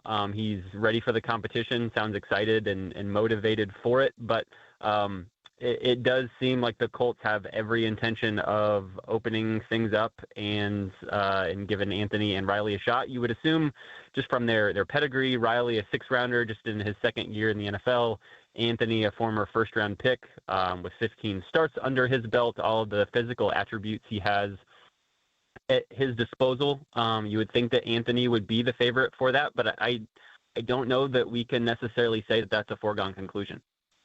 Again, Nathan Brown, him alongside with Joel Erickson, do a great work covering the Colts for the Indianapolis Star. He's with us here, Payless Liquors Hotline. Nathan, let's put the quarterback and the magnitude of that position to the side when kind of discussing this here for just a second. Do you have more confidence in Daniel Jones trying to come back from an Achilles in less than a year, or DeForest Buckner getting back to the level of his play after neck surgery at the age of 30, whatever he is, 32? So I think when you talk about Daniel coming back, I would probably lean that way. Although I mean, there's a caveat with him that's kind of hard to ignore, and that's the fact that I think he's only had one NFL season in his 7-year career that hasn't been hindered in some way via injury. So I would say, just given his age, given everything that we've heard from Chris Ballard and Shane Steichen about his work ethic, his motivation, his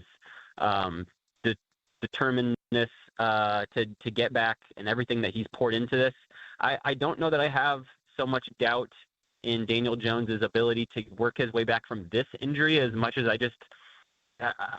you have to be a little bit concerned on whether he can stay on the field from injuries in general. He is a little bit of a mobile quarterback. I don't know that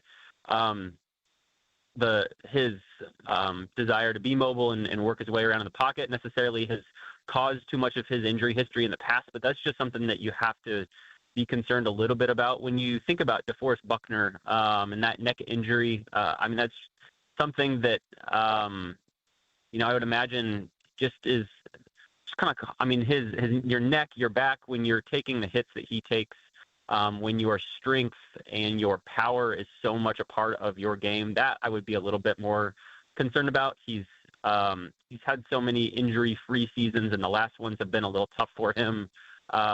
When you think about what he does on a football field week in and week out, coming back from that has a little bit more concern from my perspective.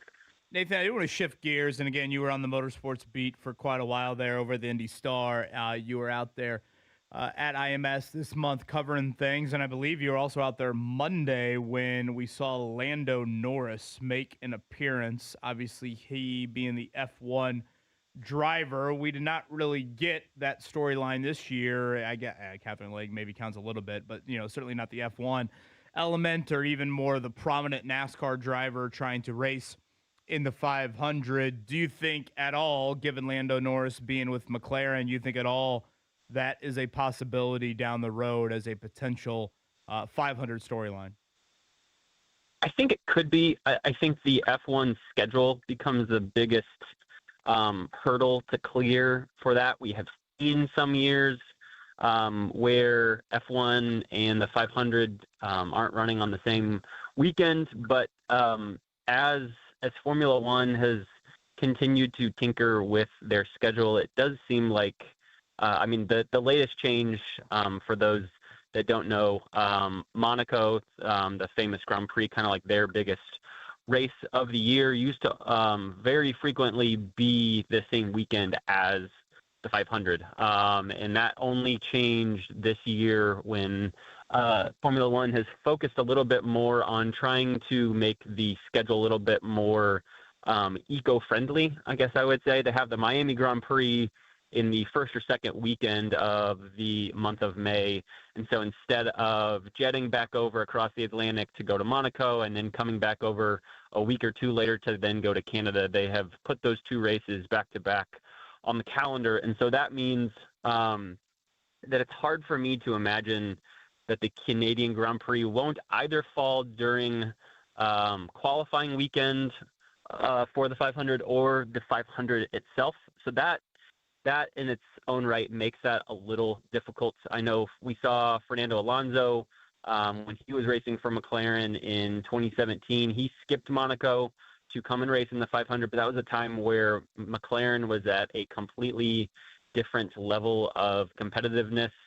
They were not competing for wins. They frankly weren't really even competing for podiums, if memory serves me right. And so that was a reason that we saw Fernando at that point kind of in the twilight of his career, although we are almost a decade later and he's still in F1, decided to make a decision to roll the dice and compete in that. So I would say as long as Lando is competing for wins and for championships, and as long as he's with McLaren, I think that would be a little bit tough. At the same time, he's won Monaco last year. It's the first leg of what they call the Triple Crown of Motorsports, which also includes the 500 and the 24 hours of Le Mans. McLaren now has, or is going to next year have, a team that can compete in Le Mans. So if Lando somehow were to win Le Mans and be just one leg away from the Triple Crown, that probably makes that a little bit more enticing. So again, long-winded way of saying I don't know that I expect it in the next couple years, but I don't think it's something that you can rule out for him long term. Certainly it would be quite the juicy storyline if indeed that were to happen. Nathan, great work all month long, and we'll see you out there, I guess, Monday for our next OTA viewing. Sounds great. See you Thanks, guys then. brother. That's Nathan Brown right there from the Indianapolis Star. Some joint practices for the Colts announced yesterday. We'll share the details on that, much more on what we observed at Colts practice. And a reminder, Doug Boles is going to join us here in 15. Fan Morning Show on a beautiful Thursday in Indy.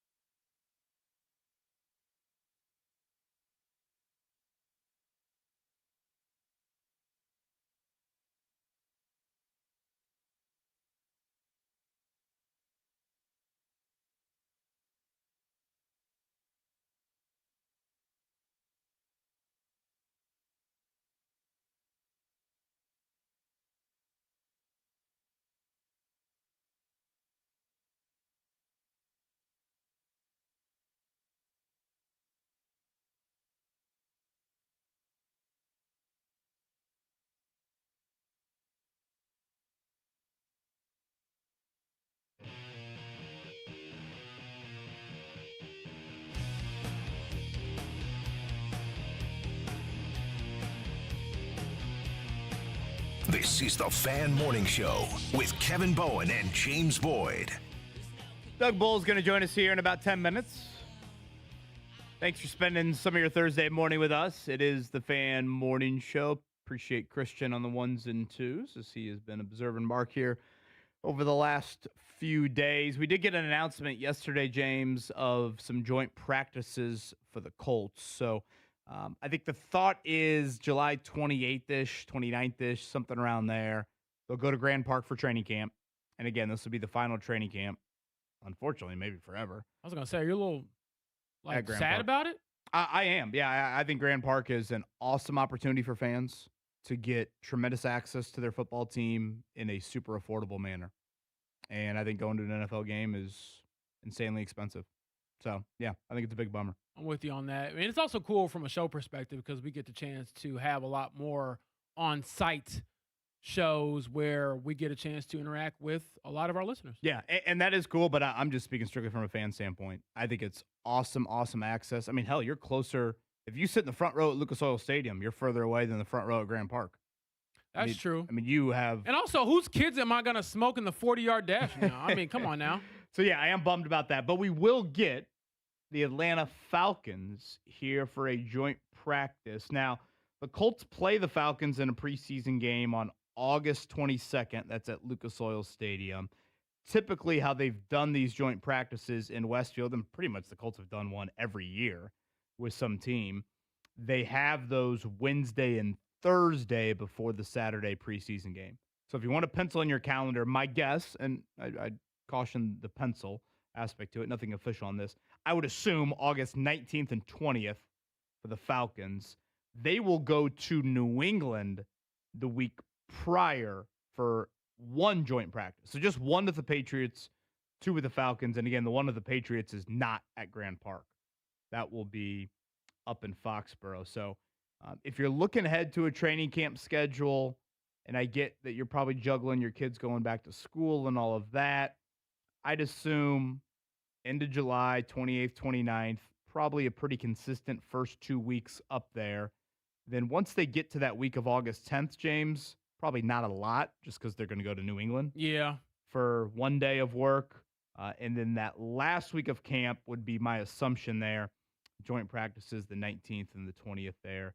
That's Kevin Stefanski, right? New head coach for the Falcons? Yes, and Tua Tagovailoa is now forgot about an Atlanta Falcon. Michael Penix, of course, there. And I think, I don't know, it might have been Freddie Kitchens now that I think about it. I do remember the Browns did do joint practices at Grand Park, but I think it was Freddie Kitchens and the Browns were just fighting the Colts the whole day there. Probably a good indicator of the Freddie Kitchens era there. So a little joint practice announcement will await an official training camp schedule there. And I'm curious what they'll start doing next year. Every time I pull up to the facility and I get reminded of it being there next year, I think to myself, oh boy, where are the fans going to park, stand, or have an opportunity to really see any of the action? Oh, geez, I haven't even thought about fans actually showing up the facility. I've assumed they would just go off site for a couple practices.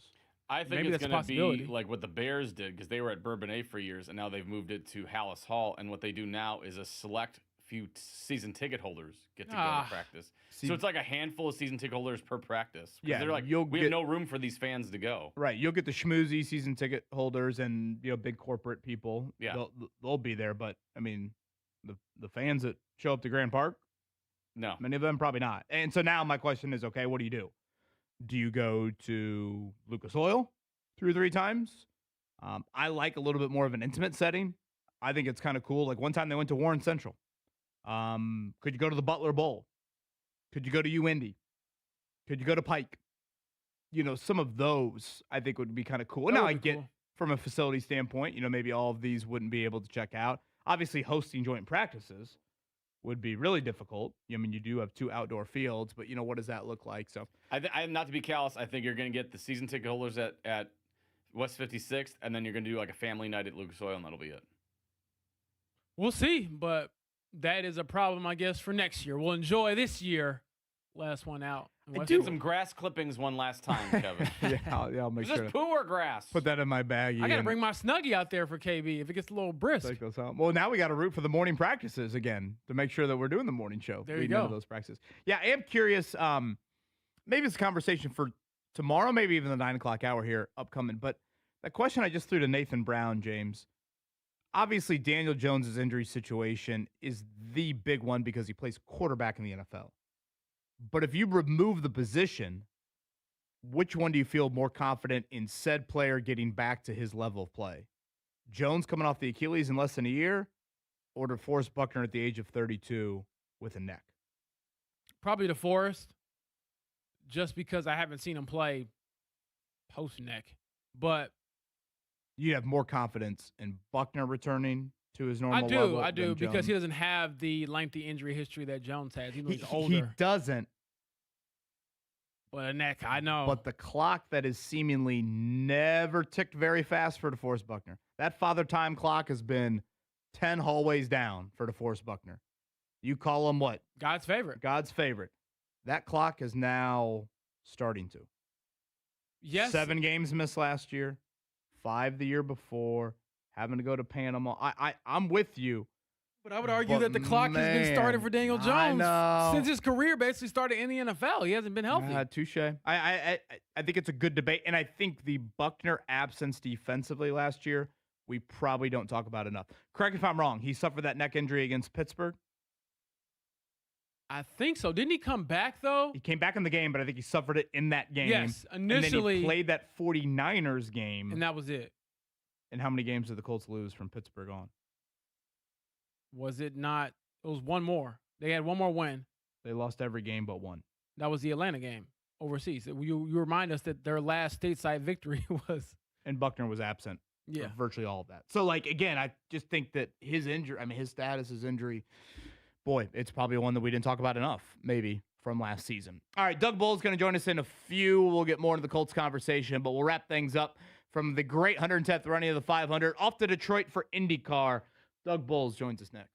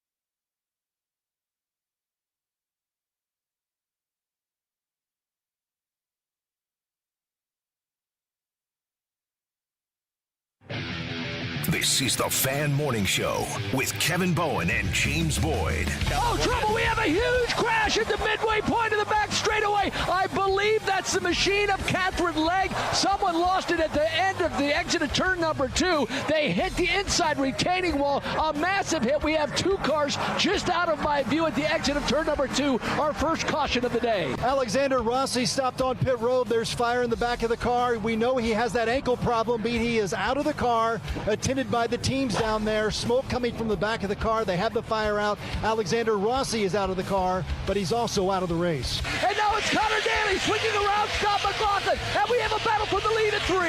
And that battle for the lead has been settled out, and the youngster David Malukas now leads the Indianapolis 500. Joseph Newgarden pounds the outside wall in turn number 4. Everyone else through cleanly. The car comes to a stop at the exit of turn number 4, and the yellow is back out. 10 years ago, we saw a driver win his first IndyCar race at the Indianapolis 500. Is history about to repeat itself? David Malukas roars his way into turn number 4. Malukas has the lead, but it's close behind. Felix Rosenquist charging out of turn 4. Mark James, bring him home. David Malukas comes off of turn number 4 for the final time. Felix Rosenquist goes to the outside. We get to the yard of bricks, and Felix Rosenquist gets him at the start-finish line. Felix Rosenquist with an incredible pass at the start-finish line. He wins the 110th running of the Indianapolis 500-mile race. The final corner. Here comes Rosenquist. Malukas defends. Who has it? Over the line. Who's it going to be? It's Rosenquist. Oh, my goodness. Whoa. Deploy. Yes! What a f***ing finish! Hell yeah!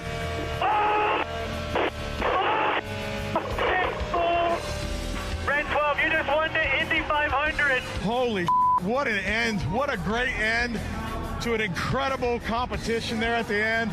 I really thought we lost it after that yellow. I'm so grateful. It kind of worked out the right way when I got back to third, and then I just had a flat-out lap on the high line, and it stuck. It was just the coolest way you can finish win an Indy 500.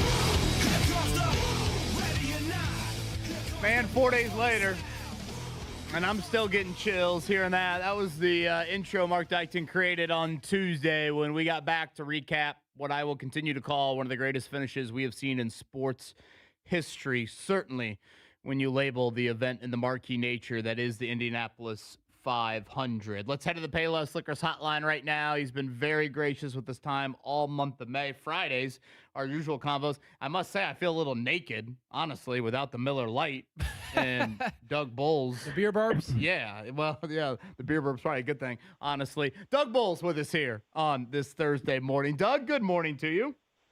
Good morning. We could probably break open a Miller Lite and celebrate that amazing finish there on Sunday. That was I'm still not sure it actually happened. It was pretty crazy how close that one was.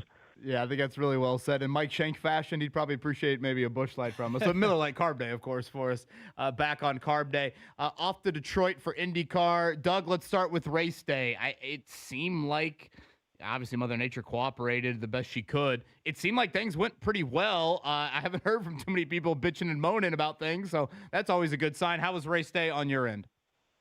Yeah, it was race day was a lot better than we thought it was going to be, especially earlier in the week when the weather started looking pretty rough. And just a reminder that even when the weather looks like it's going to do something, we had a lot of fans, even internally, we were talking about, do we move the race up to 11 o'clock? You just can't make a decision based on a forecast. You really have to wait until that morning. On Saturday, we started having several meetings, almost every other hour, until about 11 o'clock on Saturday night. And then we agreed to gather at 5:30 in the morning on race morning with our ops team and with our weather folks and with Fox. And looking at the weather, we thought we just gotta play it out. And we knew that rain was probably going to come in the afternoon. What really screwed us up was there was supposed to be or could be likely rain between 10:30 and 11 race morning with this upper trough that was south of Indianapolis. And we just thought, we can't move things up. We just got to ride it out. And fortunately, Mother Nature worked. But it just is a reminder that in Indiana, you really can't make a decision based on a forecast you see 2, 3, 4 days out. You got to wait till that morning. And that that played out pretty well for us, obviously. And then there's always issues, right? I mean, we were better with traffic this year, but there were, especially the north end of the track was still a challenge. If we have an incident somewhere, it just backs everything up. So we had some of those challenges. We had some restroom challenges. The fun stuff, right? And we'll keep working on it. 350,000 people in one place, you're going to have some issues. We just got to always continue to try and make it better. Well, Doug, I will say this, looking back at this race, I'm not sure if the toilet situation will pop up first before the finish there with Felix Rosenqvist overtaking David Malukas there in the last, millisecond, or whatever you want to call it. As someone who's been around this sport for such a long time, seen a lot of great finishes, a lot of great races, and I know you have to have a certain level of professionalism on race day and leading up to it, but from a pure fan perspective, how much can you appreciate what we all just witnessed? Yeah, for sure. I mean, honestly, the entire race was pretty good. There was a little segment in the middle of the race where it was a little bit follow the leader, but for the most part, there was something going on the entire race, which was pretty exciting. But to have the ending like we had, honestly, I thought when Malukas got out front and then Marcus and Felix were side by side, I thought, okay, Malukas is going to win this thing going away because those two guys are going to just slow themselves down running side by side, and to have the finish the way it was, and then the crazy part is you had that photo finish for first, and then you had a photo finish for third, and behind that you had a photo finish for sixth. I mean, it was like 2 cars together, 3 cars together, and 2 cars together. It was an unbelievable finish. There's part of me that I love the call so much that Bob Jenkins made with Allenser Jr. and Scott Goodyear, and what a great finish that one was. And there's part of me that's going to be sad that one will now be sort of relegated to back seat, and we'll be listening to the call between David Malukas and Felix Rosenqvist. So we saw one for the ages, that's for sure. So those fans that were there, or even watching it at home or listening on the radio, we were part of history, and it's pretty cool to say we were. Doug, for yourself, why was it important to just kind of meet David Malukas in that moment? Here's a kid who finishes second in a row for the Indy 500 in very different fashion from last year to this year, and probably, I don't know, any other year, if he has that kind of finish, he's the one who's the victor and maybe not feeling that pain of being so close.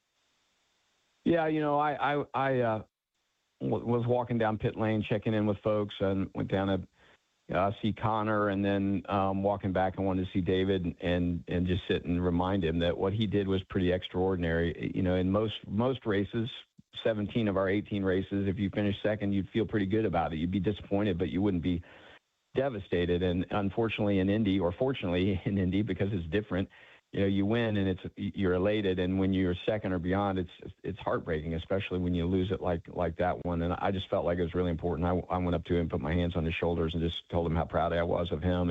And I know in the moment he doesn't feel it, but as time goes on, he will begin to realize what a great battle that was, and how hard he fought. And the good news for him is he's super young. He's got plenty of time left. He's with one of the best, if not the best team in the grid. So he's probably got years to win a race or two. So you just got to keep his head up and keep going. And just felt like it was really important to let him know that the crowd, he heard the crowd. I mean, the crowd really appreciated that. And those are the kind of things that at Indy, our fans adopt and say, hey, that kid tried hard. Look how emotional he is. We hope he has a chance to win it someday. Again, that is Doug Boles, of course, the great Doug Boles with us on the Payless Liquors Hotline. Our coverage will begin at noon on Sunday, IndyCar Detroit, and then a night race coming up over at Gateway. Usually a ton of passing over there on that oval. So back-to-back here for IndyCar. Doug, I want to go back to pre-race on Sunday, and I'm going to call it the painting of the sky with the American flag. I don't know if that's the best way to describe it, but can you explain a little bit more on how that came about, and does that kind of replace maybe the balloon release that we used to have? It's funny. We tried several years ago to figure out if there was a way to do, daytime fireworks or some other way to really celebrate in sort of replacing the balloons, but really just another cool element leading into pre-race. Pre-race is such a special time, and we started talking to the drone smoke folks, and actually I think they may have done a Major League Baseball game recently that people saw, and with the 250th anniversary, we thought, let's just try this out. So it's 1,200 drones that were staged on the golf course, and then they go up and do the smoke. And we didn't really tell fans. We wanted it to be sort of a surprise, and I think it did catch people by surprise. And it's something definitely I think needs to be part of pre-race going forward. And great thing about that is those drones can do just about any logo. We talked about doing the wing and wheel. We talked about doing a big 500, but for this year we felt like the red, white, and blue American flag made the most sense. Yeah, I thought it was super, super cool. Great work with that. Okay, I'm getting back to the race. I've almost just kind of grown used to it here in obviously recent years. And, I think some traditionalists maybe would push back a little bit on it. But when we see the red flag late in some of these races, could you walk us through how that decision is being made? Yeah, I obviously we've pushed race control off to an independent organization, which is helpful, although transparently, I walked in race control several times, mostly to give them weather updates and make sure that we were all on the same page with the weather moving in, and just happened to be in race control there at the end for both of those red flags. And I think Kyle and his team called a good race. The biggest issue, I think, and we learned this a couple of years ago in the Joseph win, that we really probably need to make sure that the teams have at least a lap when they come out before they go green. In that race, the second race that Joseph won, they basically rolled out of pit lane and went green that first time by. And so I know the decision that Kyle and the team made on that last red in particular was making sure that there was enough time for folks to to get up to speed and then roll from there. So honestly, I like it. I'm a traditionalist. This was my 50th Indy 500. The biggest thing for me is it's got to be 500 miles. We don't need to get into this green, white, checkered over and over and over in an effort to always end under green. But I do think a red flag at an appropriate time in an effort to end under green at 500 miles is the best thing for the fans. And had we just rolled it out, you'd have missed an unbelievable finish, right? So I think it does help, and the teams know. So this isn't like a surprise to the competitors or to the strategists. So I think it works well, and I think it gives the fans the best opportunity to have unbelievable racing those last few laps. That is the voice of Doug Boles, president of IndyCar and IMS. Doug, for those who don't know or did not know, they know him now, Felix Rosenqvist, the champion of the 110th running of the Indy 500. Those who don't know him, how would you describe him personality-wise? And boy, he's had quite a few weeks here with a newborn child and now a newborn champion. Yeah, I think the thing about Felix is he's a relatively quiet. He is a super, super good person and has always got time for people. I think he's going to end up being a great champion. All of the things that I'll get to do with him over the course of the next year to promote his win, but more importantly, to promote the 111th running of the Indy 500. I think people get to know him better there. He lives in our community now, which is a lot of fun. He's been here for, coming up on 10 years. I think he's been around for quite a while. And, I went up to him after qualifying because I sit with the fans in the Fast Six, and when he rolled out, it was amazing how excited the crowd was for him. And I think it was because he'd been so fast in the previous two runs leading up to the Fast Six, and he ends up obviously not getting the pole. And I talked to him afterwards. I said, I know this isn't really any consolation for you, but it sounds like our fans have adopted you. You had more of it. You had a louder cheer than the other five drivers competing with you, including Pato, which is really unusual in these days. And I think they just respected the fact that he just hung it out on two other times. And I think we'll see that with him. He's obviously, he knew how important Indy was, and he wasn't going to lift. He was going to end up in the fence, or he was going to have a chance to win that thing. And that's the kind of stuff that I think our fans love. A great race car driver who on the outside is also just a great guy. Again, that's, of course, Doug Boles. He is gracious with his time here. Just a couple minutes left with him before IndyCar off to Detroit here. Kyle Kirkwood, the defending champ in that one. Doug, we saw on Monday the very popular, notable F1 driver Lando Norris made a visit there to IMS. Do you view your job? I mean, I get that you wear a million hats. Do you view your job at all is to, try and reach out to some of these drivers, maybe in other motorsport avenues, if you will, and try to recruit them to race the 500? I don't know that my job is to recruit them to race the 500. I do think my job, along with all our fans, our jobs are to go and encourage people who have not experienced the Indy 500 to experience it and understand why we love it so much. So getting Lando to come, and we had Daniel Ricciardo came as well. And was here for the whole race weekend. So two, F1 drivers, one obviously the defending champion, getting them to see it and understand it because I don't think, well, I know for sure until you experience it firsthand, you just don't know how powerful it is. And so that for me, you want people, even if neither one of those guys ever decide to run it, you want them to say, you know what, that's the greatest race in the world. I've been there, I've seen it, I've experienced it. And to watch Daniel Ricciardo's face when he was here to see everything unfold, even Lando with nobody in the facility to see how big the facility was and to kind of understand the history of it, is a pretty big deal. The New York Times F1 writer actually came and started his story out afterwards, said he was always skeptical of the fact that we call ourselves the greatest spectacle in racing. And then 2 paragraphs into the story, he says, you know what? It is the greatest spectacle in racing, and here's why. And he went on about how great the experience is. So I really view my job more than anything is to make sure people experience it and understand why 350,000 of us were there on Sunday and we love it so much.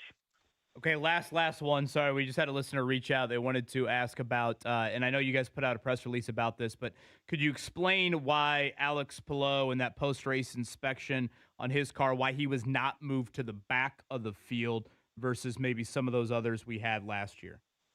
Yeah, for sure. And that's the first question I asked. Again, one of the things the paddock wanted them, and I think fans wanted, and frankly I wanted, was that independent officiating board, which gets IndyCar out of the middle of any of the calls. I mean, we write the rules, but then the officiating group sets those calls. So I didn't even know that was happening until after the decision when they called me in to kind of walk me through where they'd landed. I think and I asked them, why is this different than where we were last year? And the difference came down to intent. When they looked at the wing on Alex Palou's car, my understanding was there was a fastener, a bolt that holds part of it on that was coming out. One of the tech guys described it as that wing was essentially falling apart.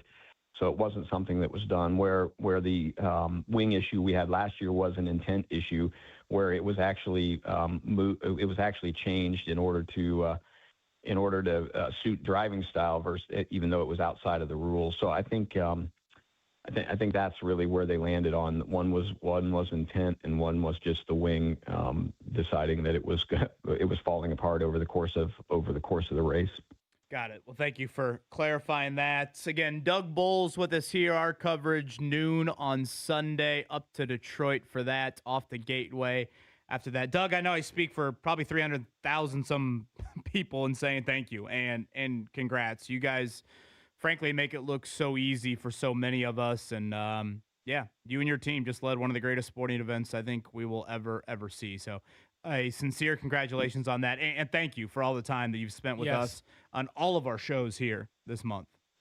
Yeah, no problem. Thank you. And really the thanks belongs to the fans. It really does not.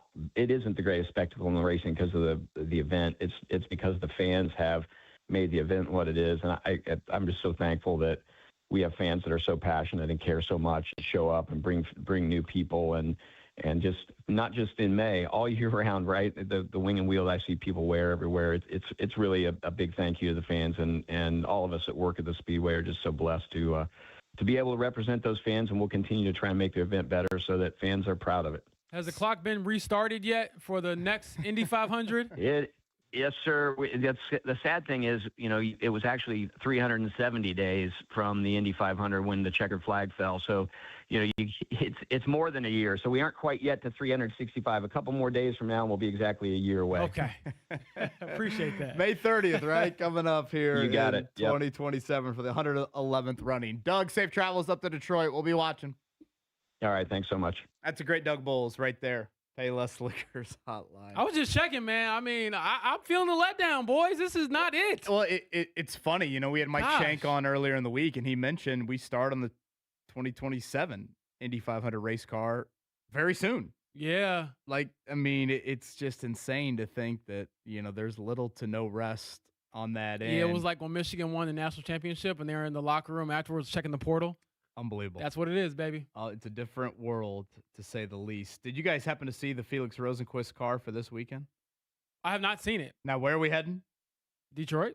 Detroit? Any famous musicians from that city? Eminem? That's what I'm putting on their car. Shady on the car seriously? of Felix Rosenquist. Oh, I was joking.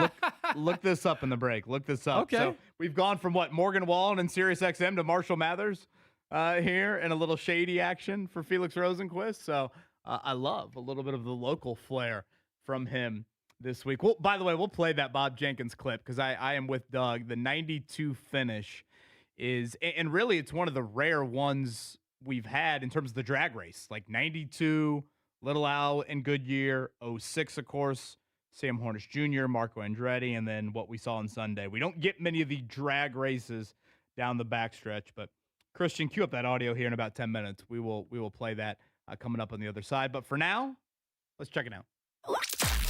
The Morning Checkdown on 93.5 and 107.5 The Fan. How's that look?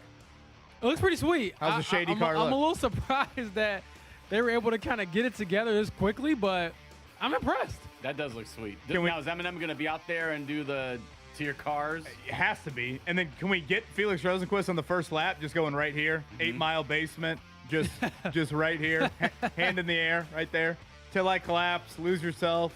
He treated that last lap like it was one shot, one opportunity, did he not? He did. This is really cool. It's got the Detroit Tigers D in there for Shady. Pretty cool. Yeah, really well done with those paint schemes. So again, coming up on Sunday, IndyCar in Detroit. This check down brought to you by Bet365. Early payout. You win even if they lose. You get paid out instantly when your team goes up big, even if they blow the lead later. Bet365. Winning is everything. You got a gambling problem? Call 1-800-9-WITH-IT. Must be 21 or older and physically located in Indiana. James, let's start with the hoop action tonight. Do we get the NBA Finals set? In order for that to happen, it'll have to be the Oklahoma City Thunder going on the road to beat the San Antonio Spurs. They are a 3.5-point underdog. And unfortunately for me, you don't see this going to a Game 7. I don't. I wanted to. I would love a Game 7 to decide who goes to the finals out west. But I just think OKC is the better team overall, the deeper team. And it seems like even when they're kind of evenly matched, they always have one more player than the other team that will step up. So who will that be tonight? Jared McCain, Alex Caruso, et cetera, et cetera. But we'll see if Wemby gets the last laugh out in San Antonio. The depth for the Thunder is just stupid good. Just stupid That's good. usually the difference. I know. All right, other hoop action tonight locally. Our coverage will begin at 9:30, so brew the coffee now. Fever at Valkyries. These teams actually played Friday night. Now, Golden State was on a back-to-back there. They are 4-2 on the year, and they gave the Fever a little bit of trouble. So I'm looking forward to tonight. Vegas expecting a good one. Fever favored by just 1.5. Caitlin Clark listed as probable there with her back injury. So expect her to play. Did I see her San Francisco Giants game yesterday for Caitlin Clark? She was out there getting a little bit of sun in baseball, which all of us can appreciate. But from a purely basketball standpoint, quietly, amid all of the hoopla over her back, the Fever are playing some of the best basketball in the WNBA right now. I believe they're ranked in the top 4 for offensive and defensive efficiency right now. Yeah, the Dream still have 1 loss, and then a bunch of teams with 2, right? Yeah, technically, if you look at the standings, last time I checked, the Fever were technically second in the standings, but obviously more games to be played.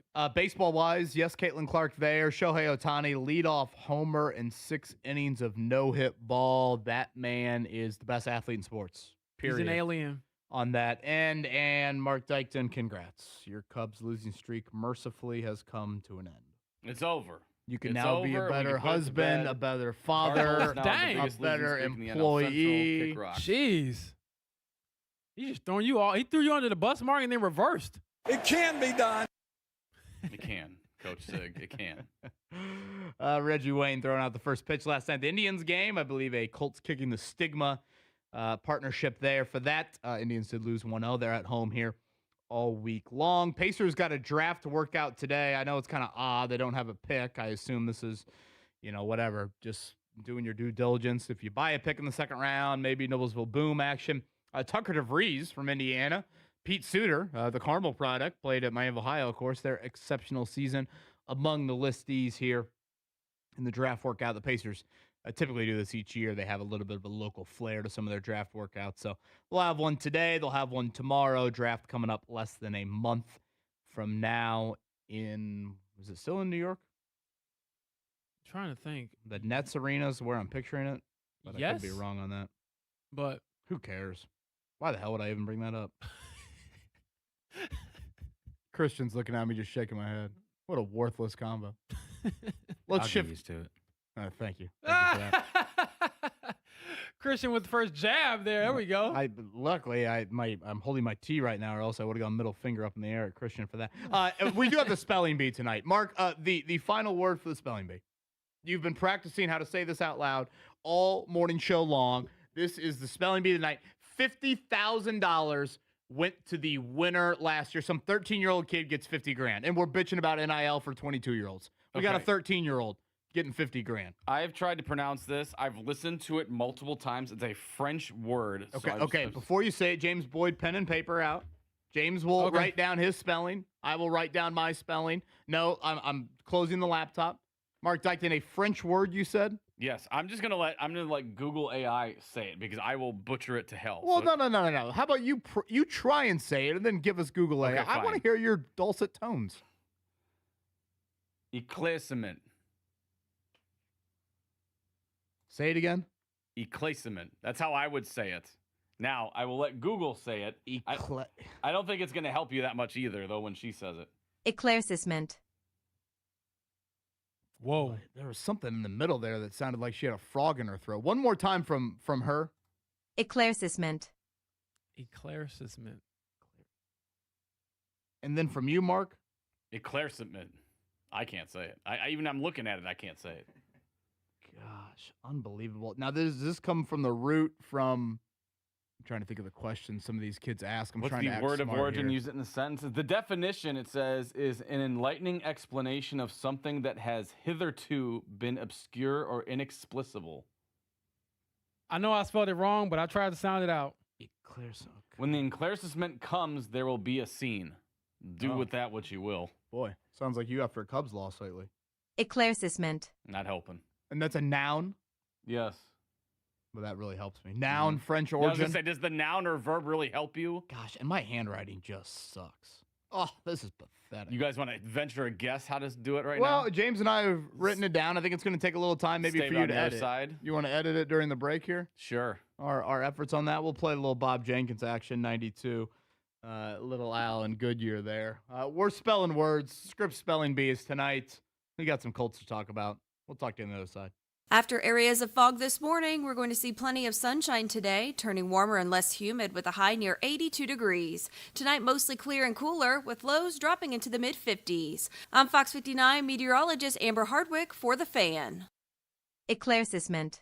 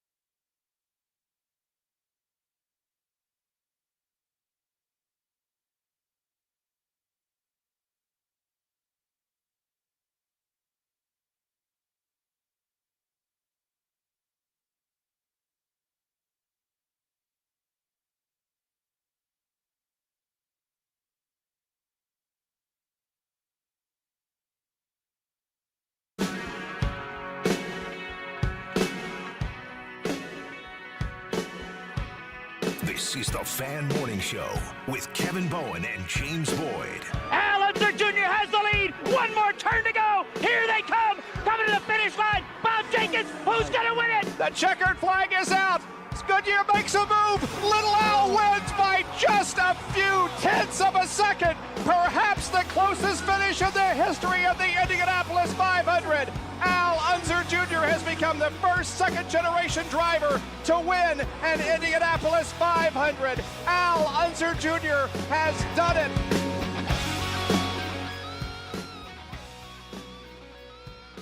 Well, thank you to Doug Boles for queuing that one up for us there. And obviously 1992, Bob Lamy with the great toss right there to Bob Jenkins on that final lap. And I don't know how you guys feel hearing that, but like to think that I was 3 years old when that race and that call happened. And then right before Mark just played that comeback from break, we heard the Mark Janes call. And you think of Ryan Marine tossing it to Mark Janes on Sunday. It sounded very similar.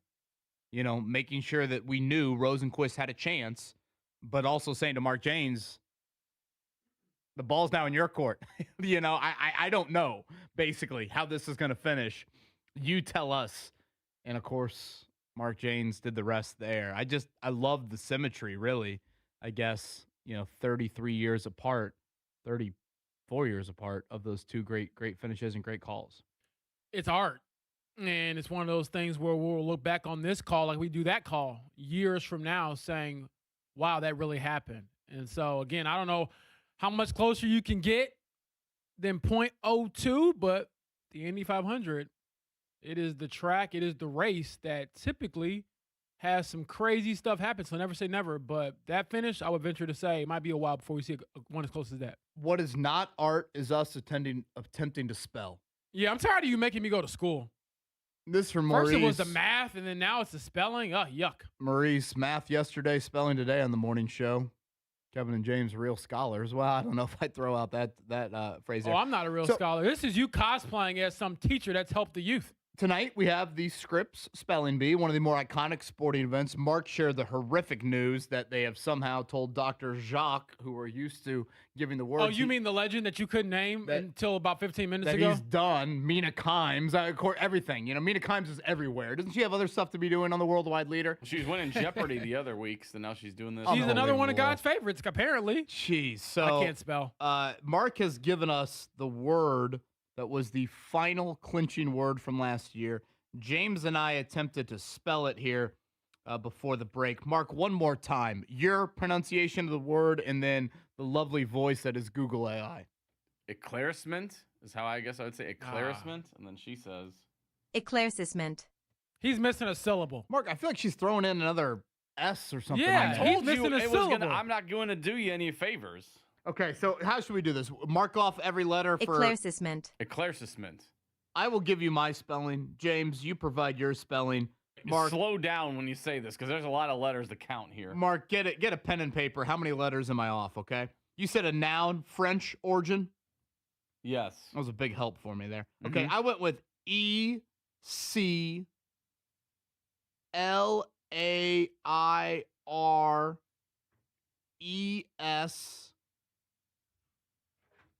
Eclaircissement. Sorry. How epic would that have been if he had rang the bell? I was going to say. You'd have walked out of here. You'd been strung like now, a peacock. Correct me if I'm wrong. On the spelling bee, they don't ring anything, right? If you hear something, then you're out. But if you don't hear anything, you're good, right? Yeah, you hear the dinging of a bell. I wouldn't know. So that says you're right? I thought it was no sound. Because I feel like I'm waiting for the sound. The ringing of the bell means you got it wrong. Right. Yeah. If you get it right, there's no sound. Right. So, I was hoping Mark... I remember the one kid, I forget what word he had to spell, but the look of shock that he got it right, it looked like he was going to pass out. It was like, Jacques, did you forget to hit the bell? I know. Okay, how many letters off was I? A lot. Oh, jeez. James? So, I went with ECLARESCISMENT.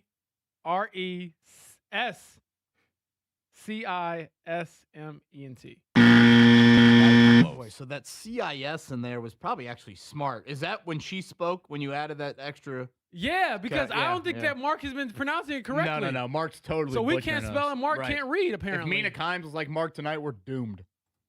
Eclaircissement. All right, you ready for the spelling? Okay. Eclaircissement.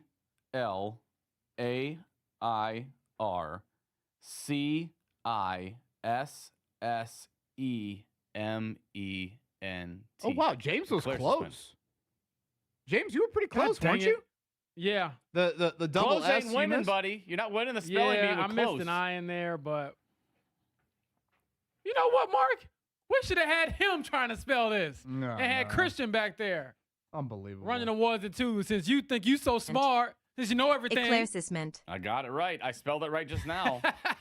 50,000 to the winner tonight. Scripps spelling bee. We've been talking about the Colts. I'm convinced Kevin is mad that school's getting out. That's why he's doing math problems and I know, spelling you bees nerd. on air. This You is kids more get brain back to power than school. I've used in a long time. I brought up field day earlier. One of the more epic traditions. If we ever lose field day out of our schools, we've lost society. You'll see me at a school board meeting with no kids if we lose field day. People bitch about politics, religion, LeBron versus Michael. No. I don't care about any of that. If we lose field day, we've lost our great country. We live near the school that my I would kids agree. go to, and when I drove by to get home, I saw the parachute out, and I had a smile come across my face. Every kid should experience that, Mark. I got to show you this video of Max's teacher, Mrs. Hernandez. They're doing tug of war, and she uploaded some videos and photos when she sends out like a weekly recap of what they did or whatever.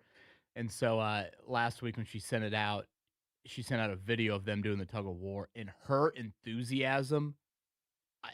I say this in all complimenting her and appreciating her. Her enthusiasm and yelling at these kids to pull the rope was one of the greatest things I've ever heard. It sounded like Herb Brooks, 1980.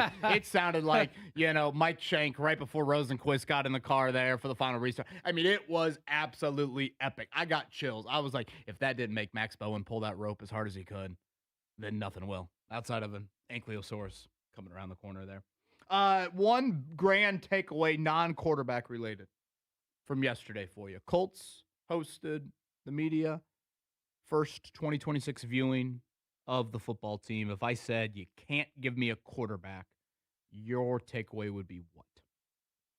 I thought Seth McGowan showed some pop there in some of his runs. I was And fill our audience intrigued. in on who Seth McGowan is. Seth McGowan, 7th round pick out of Kentucky, and has a realistic chance, I would think, to be the backup running back for this team. Him and DJ Giddens, the 5th round pick out of Kansas State last year, are jockeying for that spot right now. But I was impressed with some of the runs that he had, some of the burst, and he's a bigger back too. So from what I've heard and read, he's pretty good in pass protection. So that will be very paramount to protecting Daniel Jones this season. So if he can do that and get on the field, perhaps he can help keep JT fresh. He was also one of those ones running post-practice sprints. Yeah. Helmet on and everything for Seth McGowan there. I'll go with another young player. You mentioned him earlier, but Hunter Wohler. And again, the 7th round safety out of Wisconsin last year. Liz Frank injury after a great offseason. I think behind the scenes, you'd be very curious if you're a Colts fan to just realize how bullish they are on him. I thought when they drafted A.J. Halsey in round 3, James, this was going to be A.J. Halsey. Here are the starting keys. Day 1 of OTAs. Good luck. Nick Cross now in Washington. Here you go, A.J. Halsey. The fact that Hunter Wohler was participating in some team drills was one thing that noticed me positively. And then 2, I think that's a real competition. And honestly, I might be too prisoner of the moment. Hunter Wohler might be the favorite over Halsey. I think it'll be very interesting to watch that matchup. Okay. Obviously drafted 4 rounds apart, but again, Lou Anarumo. So we're all in the same family here. I just think that's one that's a little bit realer than I maybe thought. So that would have been my one non-quarterback takeaway. A little bit more on that. We'll do it one final time here. I promise no math. I promise no spelling as we close out the show. I'm trying to figure out how to use eclaircissement in a sentence now. And in the next Colts story. Well, we could have got that if our moderator would have known anything. Missing syllables. One final time here. Fan Morning Show.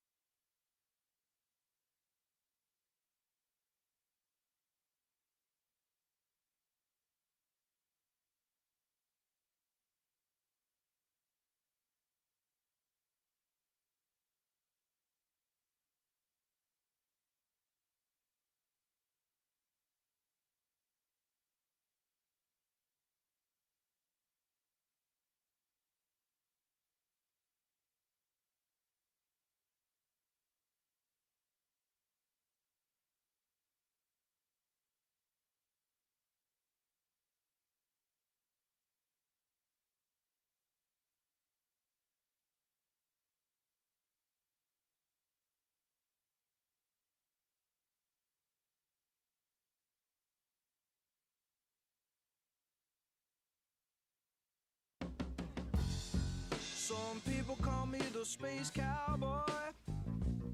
Yeah. Some call me This is the Fan Morning Show with Kevin Bowen and James Boyd. Some people call me Maurice. Thank you again to Doug Boles for joining us earlier. Always enjoy chatting with him. That'll be up on the podcast. This is from Brian. No way James Boyd was the anchor on the relay team if he came that close to spelling that word. Basically, Brian chiming in here. Can't be smart and fast. You know what, Brian? I hate you, number one. Number two. Oh, jeez, man. No, I'm joking. Thanks for listening. Honestly, yeah, I was surprised I got that close to the word. But even then, what was I, 4 letters off anyway? So is that really that close? It's only about 10 letters in the word to begin with. 60% right ain't exactly great. That's not a passing grade there. I was more of a geography B guy back in the day. That's what I did the best at. Spelling, I would struggle. Hell, I still struggle. I feel like I was solid at history because the thing about history is it never changed. When you died on this date, that is what it was all the time, every day. Well, you and I both observed Colts practice yesterday, and I think we both walked away from it feeling maybe a little bit different. You've shared today that your prior skepticism about Daniel Jones being ready September 13th, Colts and Ravens week 1. It's quieted down big time. You expect Daniel Jones to be the week 1 starter after watching him move around a little yesterday? Yeah, I expect him to be the favorite to win MVP. After I saw him running around yesterday, I was like, oh, lock it in, okay? If you want to, be a little aggressive in the betting markets, don't do that. Please do not bet that. But that was actually one of the reactions I got online. Get some great odds. You would get some great odds. But, Kevin, I got a response from one of the fans who was having a little fun like, oh, boy, James, don't do me like this. Don't tell me he's out here looking this good. But I was thoroughly impressed with his movement, and I get that it is non-contact. It is still very controlled, the environment he's in.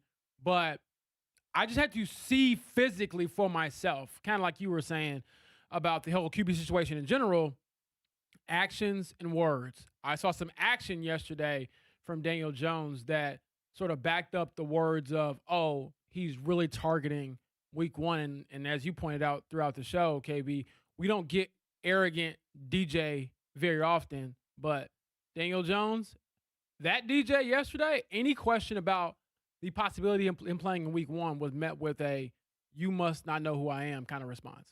Yeah, I would say, again, I guess just to update everybody, Daniel Jones did do individual drills, routes versus air, nothing 7-on-7, 11-on-11. They have left the door open. Shane Steichen did at least potentially some 7-on-7 stuff coming up next week. So, my thought continues to be that he will play week 1. And I think, you're seeing, like in Kansas City, for example, you're seeing Patrick Mahomes do similar stuff. Now, again, he's coming off torn ACL, not the same exact injury there. As far as my surprise, it was Anthony Richardson taking 50% of the starting reps, and it sounds like that's the plan for the next 3 weeks. So I didn't think that necessarily that would be the case. I think it should be the case, to be clear. I didn't necessarily think it would be. Now, I'm still met with some skepticism. I think you can have 50-50 splits. I think you can have competitions, but I think in the back of every coach's mind, there's probably a little bit of an element of we think we know how this is going to go. Like, are you truly open-minded to the competition? And I guess that's my question, James. Do you think the Colts are truly open-minded to Richardson v. Leonard? I think that is a conversation we have to revisit after we know if Shane and Chris Ballard have met. Because Chris Ballard sounds like he's on board with Anthony being back. Shane, although he did say it will be an open competition yesterday, I do think he still has this preference towards Riley. Nothing's wrong with that to a degree, but how much say does he have? Does a GM need to step in and say, you got to coach this guy, he's here, and you got to make it open? And if Anthony doesn't win that competition, what does that say about his career? Well, and I would say no. I don't think the GM should have that sort of say. And this is where I am a little torn on this whole thought process. Like, should we just sit here and say Shane Steichen coach the team however you want to coach the team? I don't think we should do that. What has he won to warrant that? Sure, but like, is there a part that says if you are a coach, fair, okay, if you are a coach, I see what you're saying, and you think it's over for said player, then are you wasting time, reps, opportunities by giving them to said player? See, but this is where because Riley needs reps, and these reps are precious. This is where I think the coach element. You can preach competition to the nth degree. You can say we need, iron sharpens iron and all these sorts of things, and you can have the battle for the spots. But if we go out there right now and I'm, getting ready for a football game and it's you versus Mark, and I know full well I want no part of Mark, then why would I waste that, Mark? Giving reps to him? Yeah, you ain't getting no reps if I'm more out there spelling bee throwing. terms your way. They better be correct. But, okay, so here's my counterpoint, Do you understand though. what I'm saying, though? I do understand what you're saying, but my counterpoint would be, then why is Anthony here? Well, why is he here? Like, would he be here just to be your emergency quarterback? Which, I mean, if you say that's the reason, that's fine. Yes. I guess to carry out this hypothetical, yeah. I mean, there are guys, how many reps did Seth Hennigan get yesterday? But he ain't Seth Hennigan. That's the problem. I get where he was drafted. I get all of that. Trust me. He started 15 games. But obviously, Laquan Treadwell used to be a first-round pick, and now look where he is on an NFL depth chart. Like, at some point, reality sets in. So, okay. That's where I think I am torn on it from a Steichen side of it, is are you stunting both of their growths right now by splitting these reps?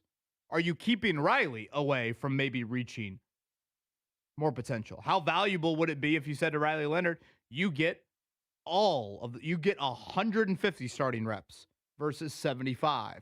And then when you get to training camp, whatever Daniel Jones' workload looks like, you've been to a million training camps, James. You know how the reps go for a first-team quarterback versus a second-team quarterback versus a third-team quarterback. Riley said it. Once you get in season, Riley's not running the Colts offense. He's running the scout team offense. Yep. So you're not even running your own playbook. Yeah. You're prepping the other starters on defense for what they could see the forthcoming week. So that's where there is part of me that's like, okay, 50-50 split. Yes, competition is real and competition is important, and I do think it can help others grow. Frankly, some fail, some shine in those moments, some don't live up to the bright lights. But there is also something, and that's what makes it interesting. We aren't talking about veteran quarterback versus young quarterback with this competition. We're talking about two young dudes that both need growth. Now, one was drafted 4 and one was drafted 189, which makes it weird. It's an interesting needle to kind of thread here because there's so much that could still happen. There's moving parts there. I think one of the parts of the question you're asking, Kevin, is just how all in is Anthony? Is he all in until he leaves? Is he all in until another quarterback goes down on a different team and he's traded? Or do you have to make a decision to say you're going to be here in 2026 and therefore we need to act like that? Because right now, I think what you've kind of alluded to, Kevin, the worst case scenario, in my opinion, would be if you give all of these reps to Anthony and then you trade him. Right. And it's like, well, okay, that didn't do you any good because all that maturation that he's kind of gone through is going somewhere else. And Riley didn't get those reps. Right. So I don't envy being in that position at all. Shout out right here to P1 listener Darnell. We've got the 25th annual, the Indy Thunder Beat Ball Bonanza coming up at North Central High School here. The Beat Ball tournament. Indy Thunder's had a great run there. Games are free and open to the public coming up this weekend, Saturday and Sunday. So check that out, North Central High School for that. I guess anytime today I'm mentioning any sort of schooling, I'm getting PTSD from Mark trying to pronounce that word. Will you watch 1 minute of the spelling bee tonight? To be honest, probably not, but I will see a highlight when Sports Center comes on. One Western Conference final commercial break, you won't? Yeah, throw it on. Flip over? Do multi-view. Nah, I probably won't, guys. I wouldn't want to lie to you. It's probably not happening. I'm just so distraught over our announcer not even announcing the word right. So now that I've been, sabotaged, I don't want to see any other kid have success. They got better announcers than we do. Wouldn't you agree, Kevin? I'd agree wholeheartedly. I don't think you've ever said truer words. Thank you to Christian. I warned you I wasn't saying it right. I was like, I'm not saying this right. We need Google. You had 2.5 hours to practice how to say it. And you forgot a syllable. And that's if you would have said it correctly, I think I would have spelled it right. I don't doubt that very greatly. I don't know if I can go that far. Thank you to Doug Boles. Christian, great work on the 1s and 2s. Mark Dykton, thank you. Good luck to your Cubs versus Paul Skeens today. James Boyd, I'm Kevin Bowen. We're signing off. Fan Morning Show. Enjoy the beautiful Thursday weather.